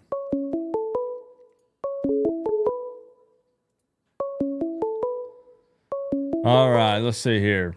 It's bugging out. There we go. Tyler, what's up? What's up, man? Yo. How's everything going? It was bugging out for a second, but I got you. It's everything's a going. It's a going, man. It's going.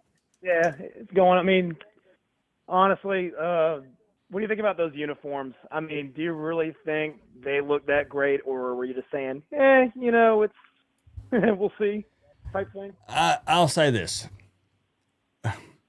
Would I buy one? No.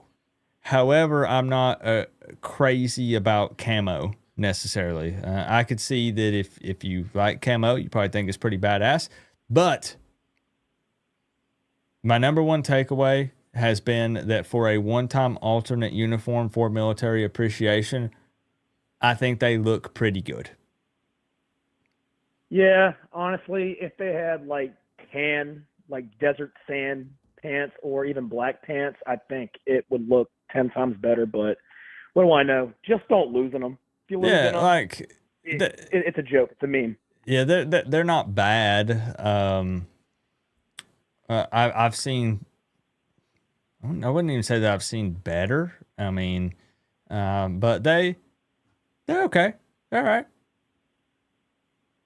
If they win, they'll look a little bit better, for sure. Yeah, and plus you can use all the jokes like, "Hey, Stanford lost by this much because they just couldn't see Miami on the field." But see, you could flip that too, though, man. You could flip that real easily. Or if you lose. Yeah. Yeah. Tomorrow, I'm gonna be honest, Coop. I don't see this being. I don't even know if they score. I really hope that Miami just comes out just beyond like irritated and pissed and just drops multiple like bombs and then runs in like 4 just in the first half, and then the second half we see everybody get to see who they've been dying to see, hit the field, like, the Upshaws, the JoJos. I mean, bro, I'm not going to lie. I'm getting kind of really irritated with the whole JoJo thing. I mean, bro, if he gets in, he gets in. I mean, do I want to see him on the field? Yeah, of course I do. But, I mean, don't you think it's getting a little overblown? There's a lot of things going on with the JoJo situation, it seems. So I don't know. I don't know how that's going to pan out with him seeing the field, even if some other guys get playing time. I think he came in for like 1 snap against Louisville, if I'm not mistaken. I didn't even see him. I think he played 1 snap, maybe. I could correct me if I'm wrong. I think maybe he saw the field for 1 play. From what the stat sheet said, he did get in for 1 play, which baffles me. I couldn't even tell, man. Then again, last week I was watching the game through a complete coaching perspective, and I'm just looking at like, bro, we're about to blow this game. This is about to be an upset, and God forbid it was. Yeah. Yeah, and I mean, the thing is, that happen tomorrow? Absolutely not. It's not going to happen tomorrow. I don't think for most people, I can only speak for myself, but I don't feel like that the Louisville loss changed most people's perspective on this game, good or bad. I think that most going into this said Stanford's not a great football team. Yes, they just beat a Florida State team, but Florida State is struggling. They're looking worse and worse. They have so many things going wrong for them that plays a part. I think that most people believe that Miami's going to take care of Stanford, and I mean, let me know if I'm wrong, y'all. Like, did Miami losing to Louisville or Stanford beating Florida State really shift your perspective on this game at all? I feel the same way going into this as really honestly I would have felt win or lose against Louisville. Like I'm pissed about the loss, but I still think this is a great matchup for Miami going up against Stanford. Is what I'm saying. Yeah, like did this This really is what change it my takes perspective on the season? I to mean, wear you in the moment, on the when side of your I helmet. saw how it happened, Multiple Cardinals is were too where I much was like, for okay, us, but we can beat one no this problem. has to be a coaching like issue now. I mean, don't get me wrong, Louisville did everything they could, and they did everything early, which we never really got back. I mean, we got back into the game, but it's at the point where it's almost like the fans wanted to walk out because they're seeing like, okay, Carson's throwing his 3rd pick. What are we doing? Okay, they're trying to come back, but those that know how heartbreak happens with Miami is they get you back in, and then slowly but surely you're just waiting for the second pin to drop. And when it dropped, you're like, oh my God, why did I get myself back in this game to watch it? Only for them to rip our hearts out a second later. We've seen that movie how many times, Coop? Like 100 times in the last like 5 years. It's the point where it's nauseating. But the Stanford game right after, it's the perfect get-right game to get you right back in the win column, to get that confidence up, to legit let out a lot of frustration, which is what I think is going to happen tomorrow night. Yeah, it's a great setup for Miami. Television, so I'm honestly saying, dude, show no mercy. I know Stanford is, dude, they're bad. They're so bad. How Florida State has all that talent and that high-powered offense that they said they had, being in the top 10 through most of the year, they didn't even drop north of 30 points on a beaten down and injured like Stanford, and you lose, which means they've quit. They've officially quit on the season. They quit on the coach. Yeah, dude, they quit, plain and simple. That's so what that happens Alabama, when Mike Norvell is your head coach, Exactly, and I still can't believe that dude beat us 3 years in a row? Yeah, he got us 3 times in a row. Still baffling, but then again, we were down bad, and now we're on the upswing. They're on the downswing. I think the buyout for him, isn't it like $100 million or something, $80 million to buy him out? For who? For Mike? For Norvell, isn't it like $60 to $80 million? I think it's like 58 or 60 maybe. I could be wrong. I think though I think they would have to pay Gus and Tony as well, if I'm not Yeah, mistaken, so which would be it's like two. It's somewhere around that. yeah, I don't even know. I mean, if they do fire him, who are they going to bring in? I mean, like I said, you still got to pay, like you said, Gus. You got to pay Tony. You got to pay Maryville, whatever. After, I mean, Jimbo's still getting paid from A&M, and he hasn't been the coach in like three years. I mean, I do think nuts? I think they get rid of Norvell though. I think, yeah. That is yeah, true. he's gone. I don't. That Who do man you can't see, survive. coming in? Who do you think they're going to bring in when that happens? I don't know yet. That's a boring answer, right? I don't know. Yeah, but I just doesn't know really there ain't matter no, what it is. there's no way, man, because it gets to a point. So people say, well, Coop, like 60 to $100 million, like no freaking way. Yes way. If you're talking about losing the support of the mass majority of everybody. your fans, the people who donate the big bucks are saying absolutely not. We're pulling all support. Yeah, because there's like a line there, right? It's to the point with Norvell when you look at his ACC record and you look at the way things have played out. There's just no shot. There's no way. It would do even more harm, even financially, to keep him around. I mean, when's the last time he won a conference game? September of last year. In September of last year. Yeah, to all the Knowles fans on the chats, stop with the whole ACC argument. It's dumb. You don't see Miami fans bringing up our Big East championships. Honestly, what a conference game. Like, let's be real. I'm calling out the Florida State fans. Okay. Yeah, I mean, why not? They've shown the last couple weeks that whenever Miami loses, they're gonna pounce on them, and then immediately they lose to Stanford. Their arguing rights are they're gone. Like, just shut up. Just stay in your lane. You're a little bro. You're always gonna be a little bro. Stop with the ACC argument. Nobody cares. Y'all were just trying to get out of the ACC a couple of years ago until you got blown out by Georgia, and now all of a sudden you feel different. Would y'all be Let's be scared? I'm asking everybody. If Florida State got Jimbo Fisher, if they brought him back for some crazy reason, would that worry anybody? Me? Yep, I'm asking everybody. He had our number for a long time. You want to know why he had our number for a long time? Because we were on probation, which means we couldn't recruit well, and they could always use that stigma against us. I mean, hell, Amari Cooper, Dalvin Cook, all of them, they're from the area, and guess what? Jimbo got to him and said, you don't want to go to Miami. You're on probation. You won't play. You won't be on scholarship, so-and-so, so-and-so. So if he were to come back, I mean, yeah, we only beat him once, but nah. If they bring him back, I'm like, dude, you have about 5 to 8 years of ass whoopings coming your way. So, no, that wouldn't worry me a bit. Is he a good coach? Sure. I mean, then again, he did say they had the best Texas A&M had the greatest recruiting class of all time. And how many natties has that class brought them? 0. So, then again, I digress. But Coop, let's go ahead and get to the score prediction. I was going to say, speaking of head coaches, though, we're very lucky that Frank is in his 60s and can't suit up tomorrow because he beat the Canes in 1984. Yeah, he sure did. And he's with the Bills. They had that one big victory, and then he was the assistant coach with the Eagles when they ran the Philly Special. The guy knows how to do it. And, I mean, honestly, I'm glad he did it last week. And it also was painful to see Andrew Luck, just on the sideline instead of still playing in the NFL, But yeah. So what do you got for me? Score prediction. All right, like I said, I think it's going to be bad, dude. I think Miami just unleashes everything on this poor team. That's what you're supposed to do with teams that are this bad. You just empty the clip. So I'm going to go Miami 55, Stanford nothing. Wow. Okay. Shutout. Yep. I think Miami's going to get that one and only shutout of the year, and it's going to be against Stanford. 55 they're to that 0. bad.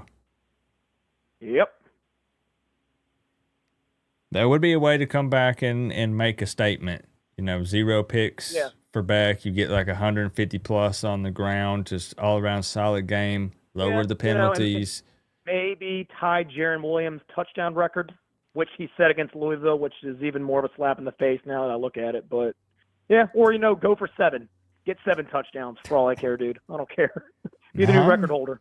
Funny enough, though, you say 55-0.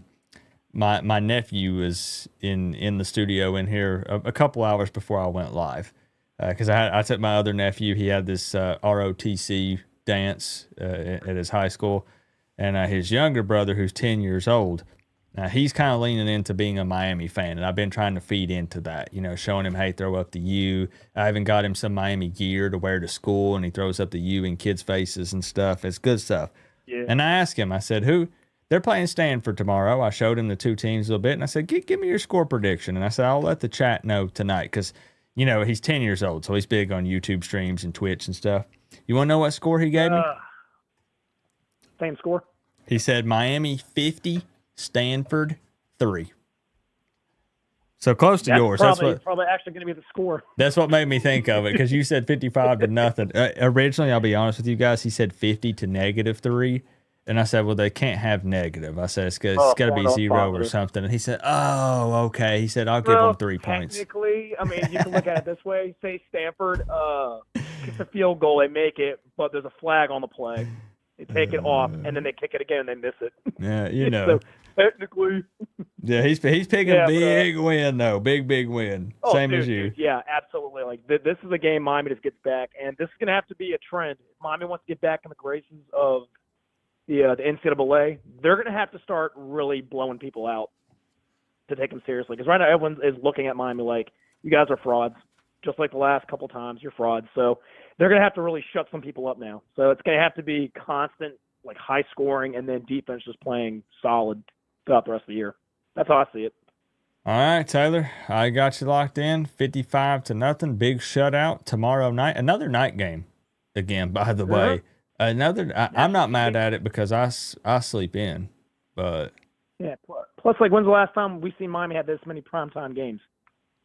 Like, we always would have the 12 o'clock. There's going to be a ton of hate watchers tomorrow.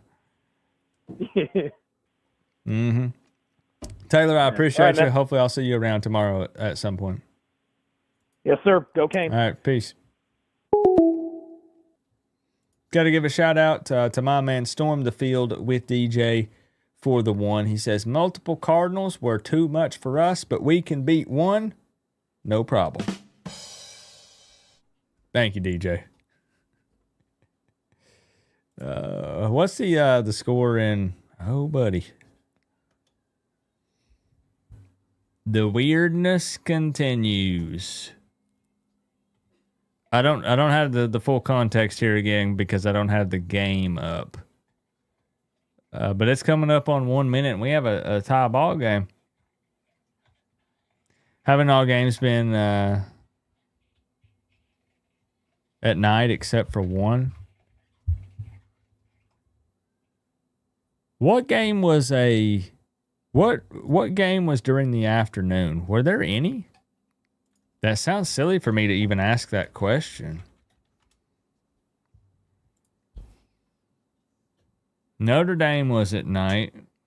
USF was the weather delay, though, right? Was it USF that had the crazy weather delay? Or was that Bethune? It all starts to blend together. I can't remember if that was Bethune or USF. If it was after it got delayed, I think you're right. I think that it was kind of a late, like, afternoonish game because it was on CW. So it had a weird time, but then we had like a 2-hour weather delay. Yeah, that's what it was. Okay. I know you guys would remember. Yeah, so it kind of ended up going into the night. Yeah. Okay, and I know, like, I'm not like a huge baseball nerd or anything, but yikes. Okay. You said you had Ohtani for a home run on a sleeper, though? Somebody said they did. Might have been Joel. All right, let's open it back up. We'll take a few more phone calls. We'll go to like 11:15-ish tonight. Take a few more phone calls. If you want an opportunity to win 600 buckaroos.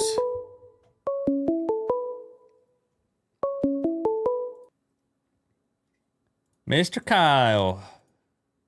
Mr. Coop? What's up, brother? You'd think I'd be more upset and depressed, but I think I got all of my yelling and screaming out last week. And I'm feeling good about this game. So Yeah, I hope so. I mean, I don't think we'll really lose to Stanford, but oh god, last Friday was not fun. yeah, I'm not sensing a lot of confidence in your voice here, Kyle. I mean, dude, after, I don't know.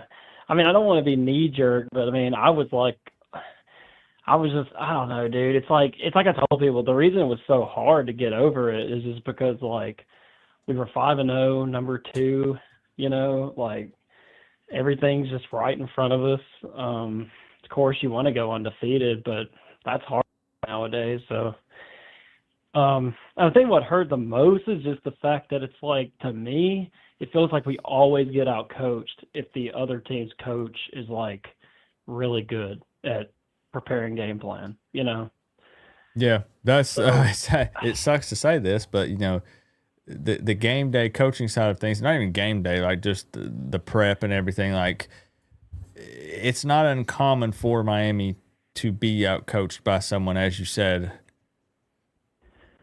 that has a reputation for being a good head coach, like Braum.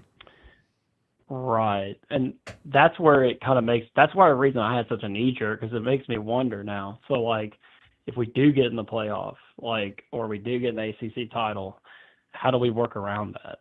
You know what I mean? How do we, like, beat the other team, because their coaching staff is probably going to be top tier, I don't mean to make that sound negative. It's just No, I get it. I mean, and you're trying to think ahead because you'd like to see the Canes make it to the playoffs and play some of these big boy teams. So it's in the back of your mind. You're thinking about it. I get it. Because it's like we have the talent, no doubt. I mean, we have the talent. The team, to me, like, if the team coached themselves, like, they could be great. You know what I mean? It's like if they never made mistakes and they just went out there and. But I don't know, dude. It was like last week was weird. Like, I know a lot of people, I didn't know it at the time of the game, but a lot of people were saying, Beck's arm might have gotten re-aggravated or something, but it just didn't seem like the team was confident from the get-go. Yeah, it never felt confident great at all. I mean, it was just wild. I hate how that played out with the fake field goal that gave them a fresh set of downs. Bro, that hurt because I forgot that they could move the chains there. In my brain, I was thinking 4th and goal for some reason. Too. And if that would have been the case, even though Miami would have been pinned deep there, coulda, shoulda, woulda, what if? I know it doesn't matter, but it really just I feel like that threw Miami off, and just again, you got punched in the mouth. Let's see how they respond. Then you go down 14-0. Oh crap, we can't play Miami football here. We got to change it up a bit. And it was just bad all around. You're right. Nobody could tackle Isaac Brown. Heck, nobody could tackle anybody. Oh, God. I'm glad you brought up the fake field goal, because, dude, didn't you think in that moment? I literally, like, when we were watching it, and I saw, and you were like talking, and I was like, dude, I'm like, they're gonna fake it. Like, they're gonna fake this field goal. Yeah. And then I was like, and then when they did it and so easily, I'm like, dude, how did we not see that coming? I mean, really, like, it seemed so obvious to me. Now, I don't know what you were thinking, but, like, that seemed very obvious. I don't know. It did feel like, based on how they came out with the trickery and stuff, that they were probably going to try some things. I'm sure they probably had that in mind on that first drive, depending on, field position and stuff. But it just, I don't know, dude. It just seemed, because they seemed like a team, the way they're coached, it just seems like they have, like, nothing to lose. You know what I mean? Like they, not that they know that they're not better, but just that, like, they play like it's like a chip, whereas we should have been playing like that, honestly, against them, even though I feel like we are the better team. I don't know. And like you said, it didn't feel great, which is why I understand people are saying, yo, chill out. It's one game, but, like, I get why Canes fans are freaking out, because, again, I've seen this happen before. You would like to hope that it's different, but it's that same thing that comes up of losing the game you weren't supposed to lose. So again, it doesn't feel great. It is what it is, you know? How did you feel about Dawson's comment, though, about, like, the offense is what it is kind of thing? See, you want me to be 100% honest? I will. I just really, because a lot of people have, like, really made over that, like, which I get it, like. See, people are going to take this and be like, they might think that I'm crazy. I don't really give a crap what they have to say in any of those press conferences. Coaches or players, if you want me to be 100% honest. Just because I know that, again, the coach speak, the players speak. I know that they're not going to be raw and real and open and honest about it because they can't be. Because if they do, then guess what? The media grabs this stuff and they run with it, and it's just not how things work. So I'm not saying that I like what he said or that I agree with what he said. All I'm saying is I watched him. Don't get me wrong. I don't want you guys to think I watch every single one of those. But I don't really take much from it. I don't know. I don't know if that makes sense or not. They got to go up there. They're going to get asked the same questions over and over again. They're going to give the same generic answers. I just don't really get a whole lot from it, I guess. Yeah.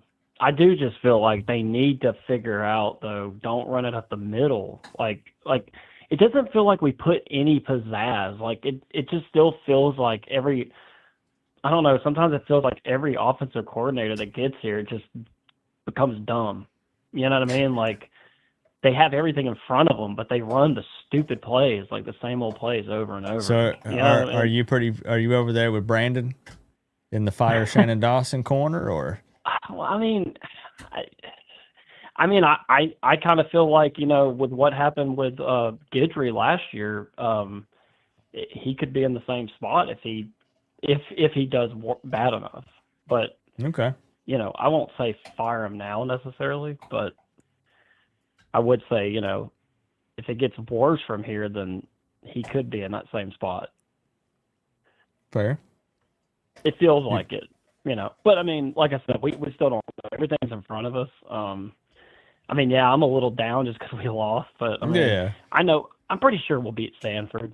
I don't really think that's going to be a problem. If that's a problem, then then we're having a little bit of a different conversation next week. I think that we can all agree on that.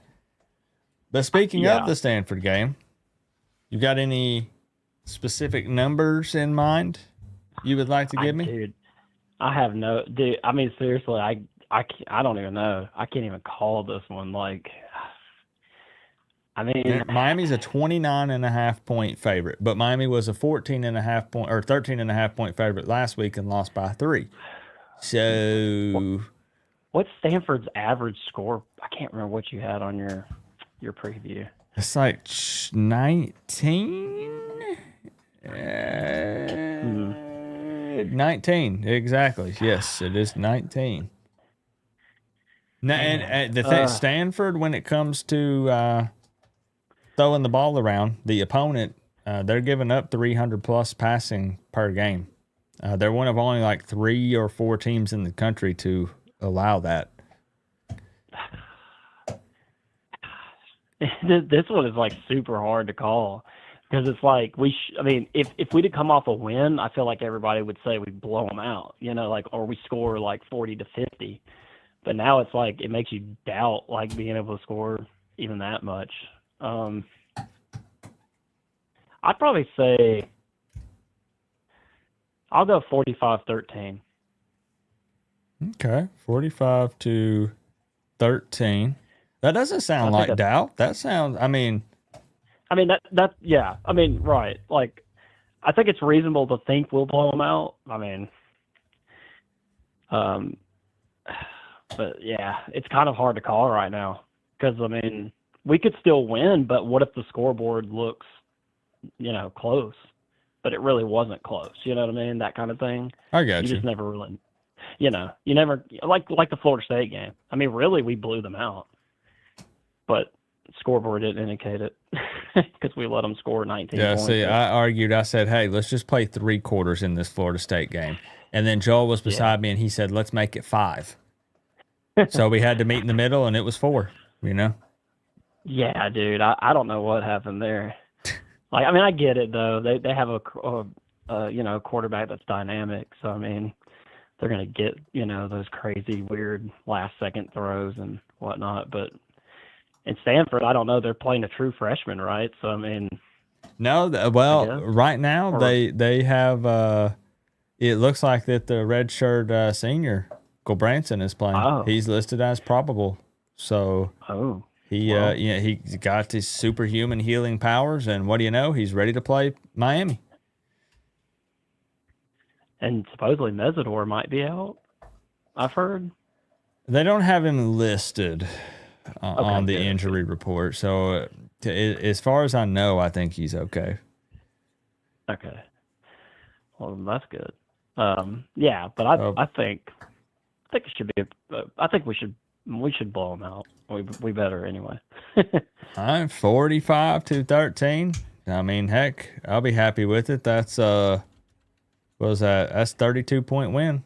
So I'll take it. All right, Kyle. I appreciate you. Hopefully, maybe on Sunday, I'll be handing you $600. I hope so, man. Let's get it. All right, appreciate you. I'll see you tomorrow, Kyle. All right, Coop. Go Canes. Yep. See y'all tomorrow. Peace. Yep. Bye. All right, what I'm going to do is a little bit of a lightning round. I forgot that I was going to film a final thoughts video after the stream, and I totally forgot about that.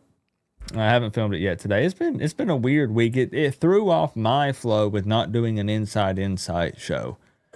I hope that I can I'm getting ahead of myself, but I hope I can find somebody for SMU next week. Surely. What's up, Yalaha? Good to see you. So wait a minute. They went to overtime. Cal scored. Did Virginia Tech respond? Hold on. They did? El Clasico, another clash of the old enemies, Real Madrid. Virginia giving chase right there, making a nice play, getting Hawkins out of bounds. Those are not regulation length shorts. Oh, he took the scissors to those babies. Oh my goodness. 2nd and 2. Maybe this is what Virginia Tech ends up needing. A hard-fought battle in OT. On the zone read with a first down. Dragging defenders. Touchdown, Virginia Tech. 2nd rushing touchdown for Drones. Well. Okay. Guess we'll see. Yeah, I was playing it through it. Just because I just wanted to get a check on it and see. It's open back up. We're going to do a little bit of a lightning round here. Fastest on the platform. Guaranteed. That's also fair, yeah.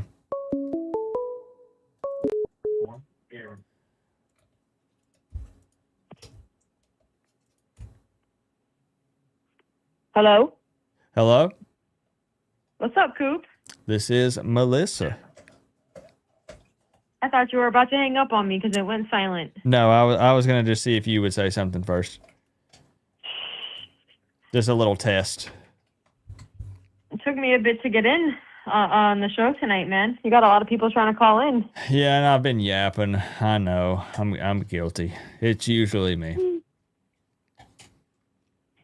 I don't know why I'm always shocked by Miami fan base's quick to overreact about everything.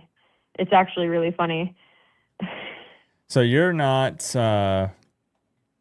in panic mode at the moment? Listen, it's so hard to go undefeated in college football. I mean, Ohio State last year won the Natty, and they had 2 losses in the regular season. Notre Dame lost to NIU in the regular season and made it to the Natty to the the finals. It is what it is, but I prefer that we go undefeated and win the ACC, of course. But we probably played the worst game I've seen us play in the last year and a half, and we actually had a chance to win the game at the end. So my big thing is how do we bounce back? I honestly, the FSU bye week, I hated that. Yeah. I think having that bye again so close together, I think that fucked with us. I think Braum is a really, really good coach, and I think we did get outcoached. He schemed it up well. But everyone who's worried, like, oh, Louisville showed everyone the blueprint, not all these teams we're going to play have the athletes that Louisville has. Bingo. That's word for word what I said. Yep. Chris Bell and Brown, first of all, that's the first game Brown came back healthy. Louisville is actually a very good team. I honestly think they should have been ranked coming into our game against them. My opinion. I think they're a great team. I hate that we lost this conference game because I'd rather make the playoffs, but I really want an ACC championship. I'm sick of that whole narrative. But an 11-1 Miami team that doesn't play in the ACC championship makes the playoffs regardless. But I would like to be in the championship game because I would like to win an ACC championship. I just think over the years, this fan base, we've seen so much shit where as soon as we lose one game, the sky falls and we just keep losing and keep losing. I don't see that happening. Stanford, on paper, should be a decently easy win for us. They have the second to last pass defense in the country. So if that's the case, I would love to see Beck kind of get back on his horse and get back to dropping dimes like he did in the FSU game, 2 weeks prior. You know who has the worst pass defense in the country?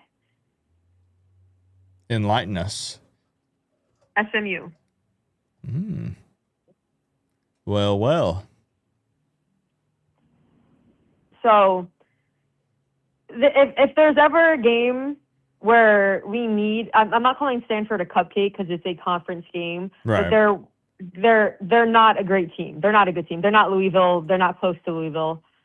Right, which is why this is the game where we need to go in, work out some kinks, get back on track, work out these pre-snap penalties, because everyone's talking about penalties and discipline. Most of these penalties are pre-snap. The amount of false starts and snap infractions and illegal formations that we've had in the last few games is insane. The Maui Noah penalty on that first drive of the game, the last game, was a flop.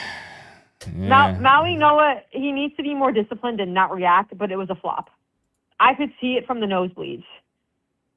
So, the Louisville game, listen, we played like ass cheeks. We spotted them 14 points. Heatherman, I think, adjusted nicely in the second half, and our defense played well. I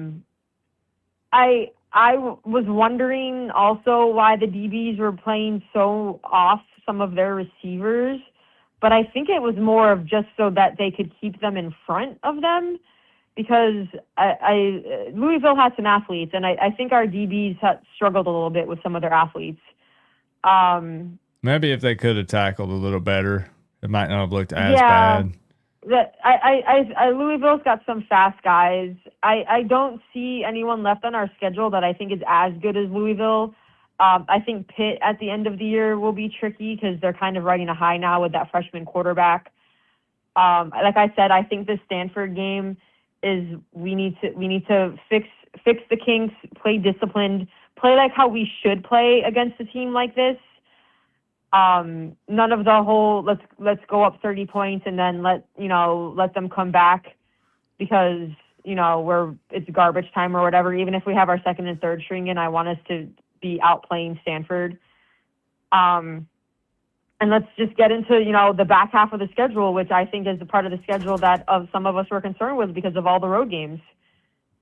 Yeah, that's very true, and that's something that I'm glad you mentioned that with the blueprint with Louisville. That's something that we talked about in the preview video, saying that it's not quite that simple. I don't think that Stanford, they can take the Louisville blueprint if they want to, but with their players, I don't think they can execute it at the level that Louisville did. I don't think it would be as effective. We still have obviously the ACC title game is up in the air now. We do need some teams to lose.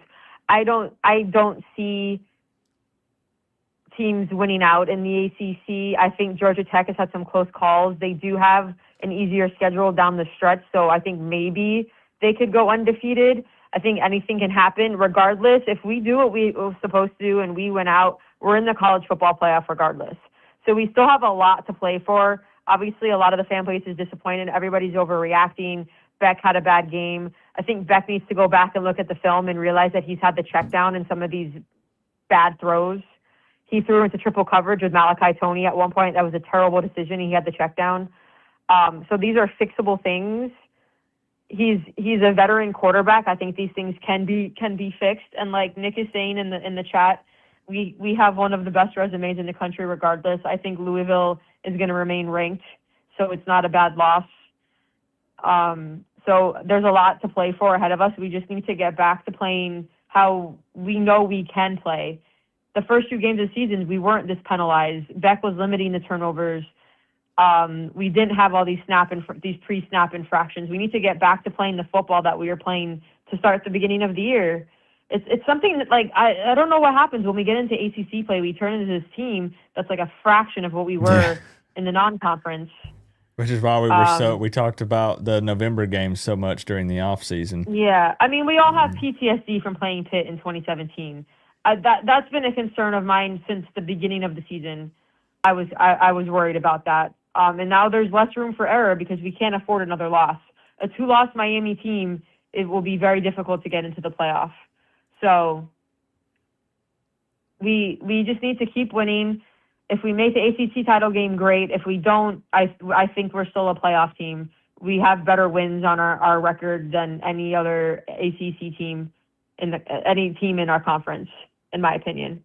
Unless I'm missing something. FSU had Bama, but FSU is not making the playoffs. So I'm with teams in contention. This is true. This is very true. Teams in contention. I'm saying, like, so Virginia, Louisville's win against us is probably a great win also. And what was that thing though, really quick, you said about Florida State again? That they haven't won an ACC game in like a year and a half. Yeah, and that they're definitely not going to make. Yeah, okay. I just wanted to hear it again. Yeah. So we'll see what happens. The caller before, Brandon, I think he's getting a little too angry. I can't imagine firing Dawson after we had the number 1 offense last year. I know a lot of that had to do with Cam Ward, but still, Dawson's a big part of that. So I know a lot of us get a little mad with some of the conservative play calling sometimes, but in general, we are 5-1, and we were an interception away from winning that game. So,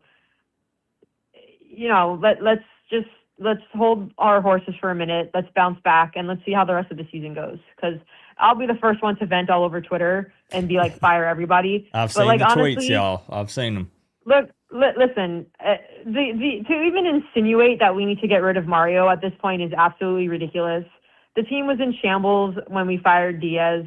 We've gotten better each year. Right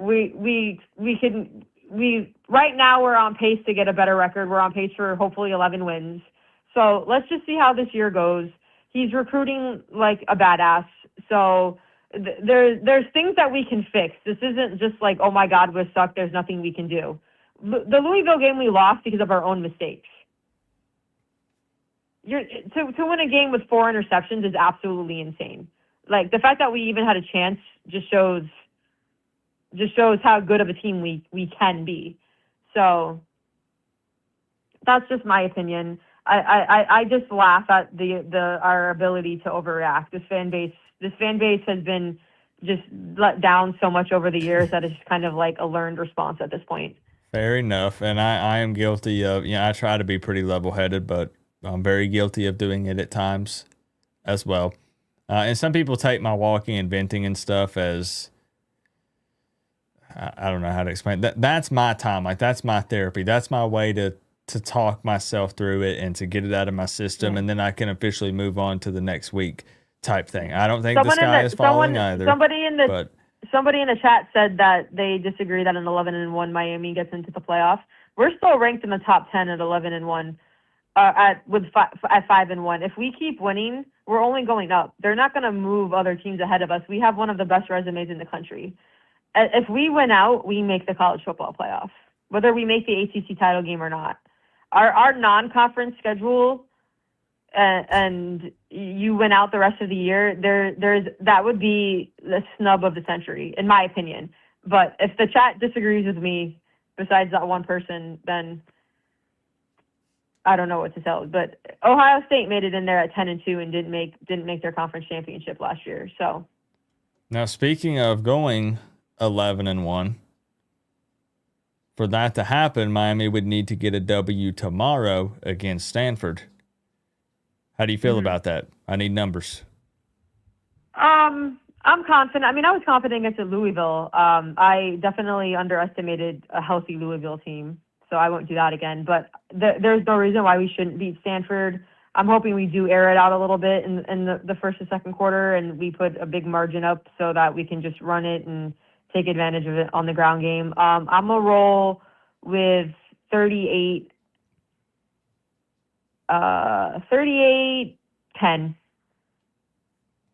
38-10. I'm locking it in. Good stuff. 38-10 victory. Miami on top. I think even the most panicked Canes fans do agree on one thing, which is Miami should take it to Stanford tomorrow night. Should. Mm-hmm. So, Melissa, I got you agree. down. Are you going to that game since it's at Hard Rock, or? Yes, I'll be there tomorrow. You'll be there? I'll be. Okay. Yeah, I'll be at the rest of the home games, and then I'm going to SMU also. Cool. Well, enjoy it. If you get an opportunity, if you want to give us a vibe check and let us know the atmosphere, it will be interesting to see, because now we're back to a Saturday game. It is a night game, but it's coming off of a loss. So Call me at halftime if you want to. okay, we might do that if we're not losing our minds or anything, and get a check in and see. Tell me from halftime. I'll be there. You right. know my seats. You sat in them. Yep. All right. So, Melissa, All right. I got you locked in. Thanks for getting me in, Coop. Have a good night. We got you. We'll see you tomorrow. Bye. All right. Peace.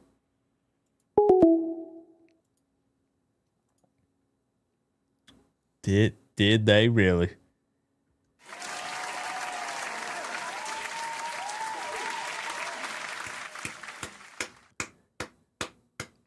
Virginia Tech beats Cal in the amount of overtime games this year. It seems like there's been way more.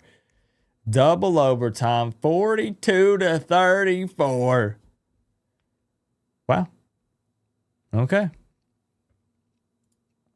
Was Drones their leading rusher? Whoa. At least that. Hold on. Wait a second here.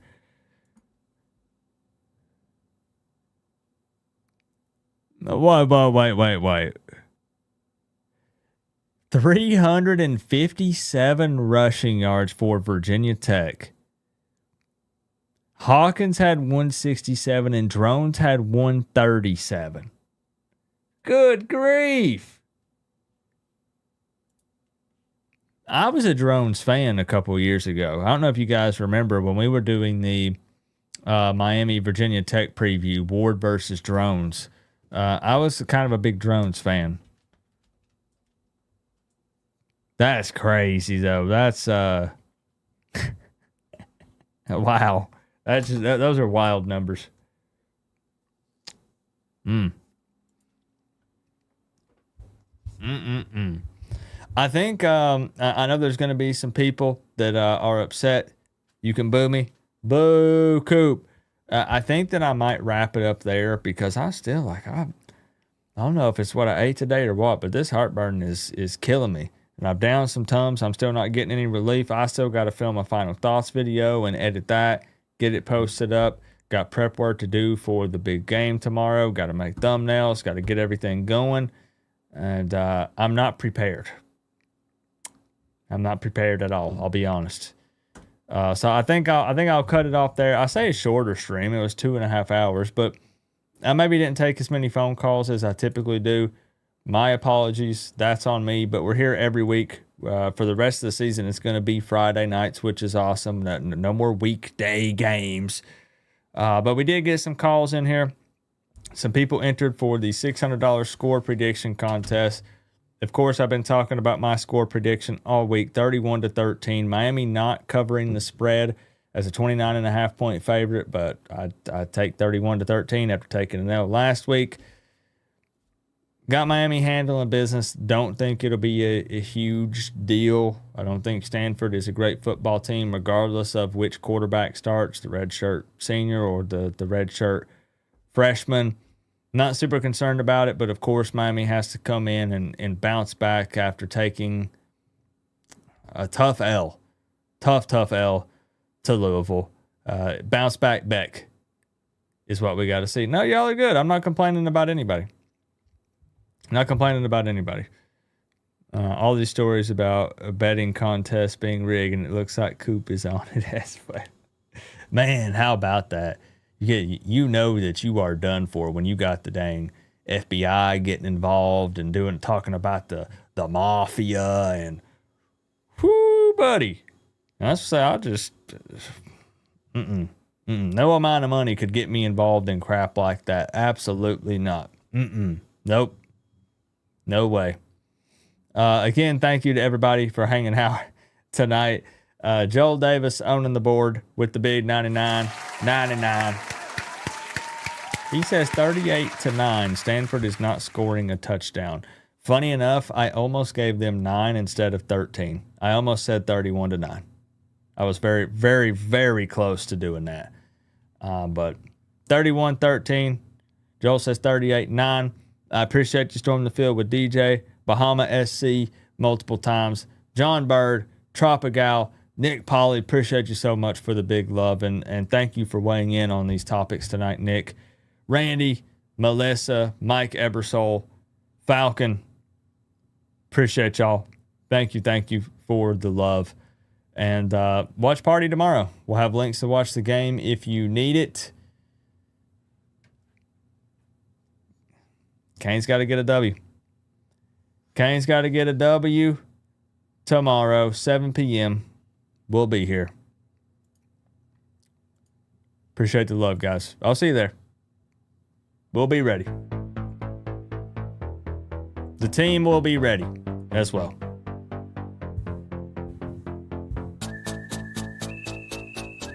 I'll be real. I want to make some sort of crazy bet because I know that I won't have to pay up. But, when I do those late, like, I'm going to go outside butt-ass naked and howl at the moon. What was in my underwear? Or, I'll dye my hair red. Like, I won't have to pay up. But I can't think of an idea. What could I do that involves a tree, maybe? I have nothing. I don't know. I'm still up, Rocky. I'm still up. Shave my head?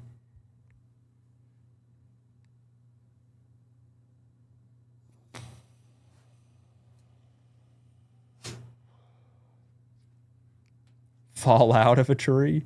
Go to Publix in a tree costume?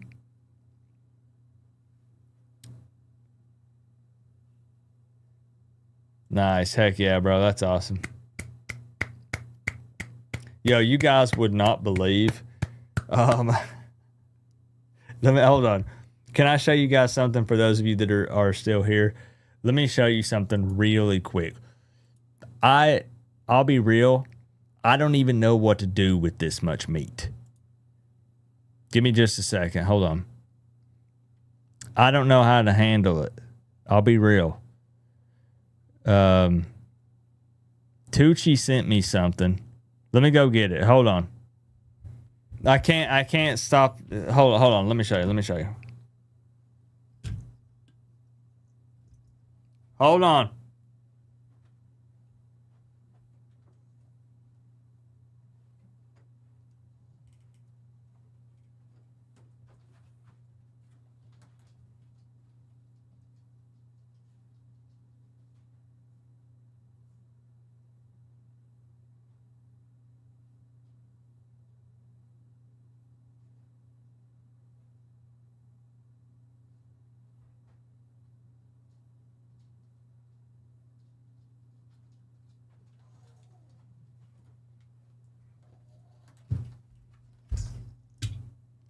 All right, so you guys are always hooking me up and sending me all this cool stuff, and I appreciate it so much. And Tucci is one of those people that, because of Tucci, I tried a cannoli for the first time. I tried a real cheesecake for the first time, not one out of the frozen section from Walmart. So Tucci, for my birthday, sends me a package. Okay, so it has some hamburgers in it, like it's sent like a next day air, and like it's packaged up, so it has these cooling packs and stuff in it. It's got some hamburger patties. Okay, toss them bad boys on the grill them up, well done, everybody will be happy. It's got some extra thick cut bacon. Look at these bad boys. Very thoughtful of someone to send me a big box of meat. Always happy to get some meat. But get ready for this bad boy. Guys, I don't even know what to do with this.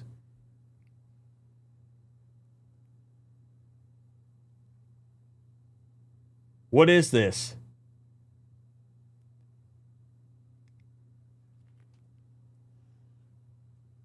This is a beef porterhouse prime, dry aged 36 ounce.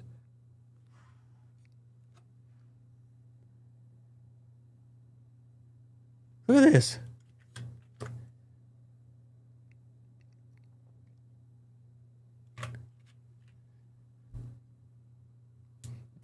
Now, here's the thing. It's going to take some time to cook this well done, but I believe that I can make it happen. So I'm just going to have to figure out, I'd probably have to put it maybe on a lower heat and give it time to work its way into the middle, of the meat. Because this is a big old boy right here. And I've had my share of nice, juicy, thick steaks, but I've never seen any meat like this before in my life. So I'm excited in one way, but I'm also kind of scared. But thank you. Thank you, Tucci. Thought about should I cut it? Should I? This is like 4 meals for me. If I slice it, I don't know. Anyways, I just wanted to share that with you guys. Thought that was pretty crazy. Here's the pickle for comparison. Look at this.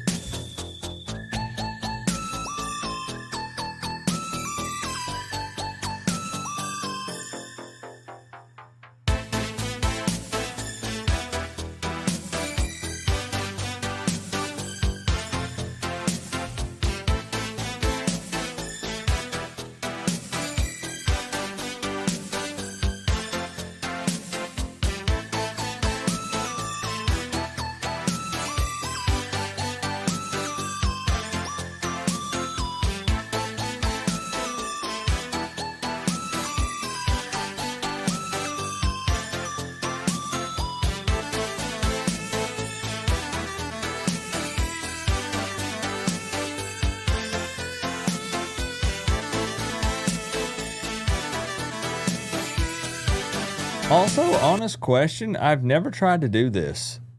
If I decide to grill that, I'm not trying to sound dumb here, but bacon is good grilled, right? I have never grilled bacon before. I've only ever put it in a pan. Preheat grill to medium. Lay bacon strips perpendicular to the grate in closed cover. After 3 to 4 minutes, flip back. Okay, I've never grilled bacon. Huh. We'll give it a shot. It's supposed to be 45 degrees tomorrow. We'll go out there and we'll grill for the game.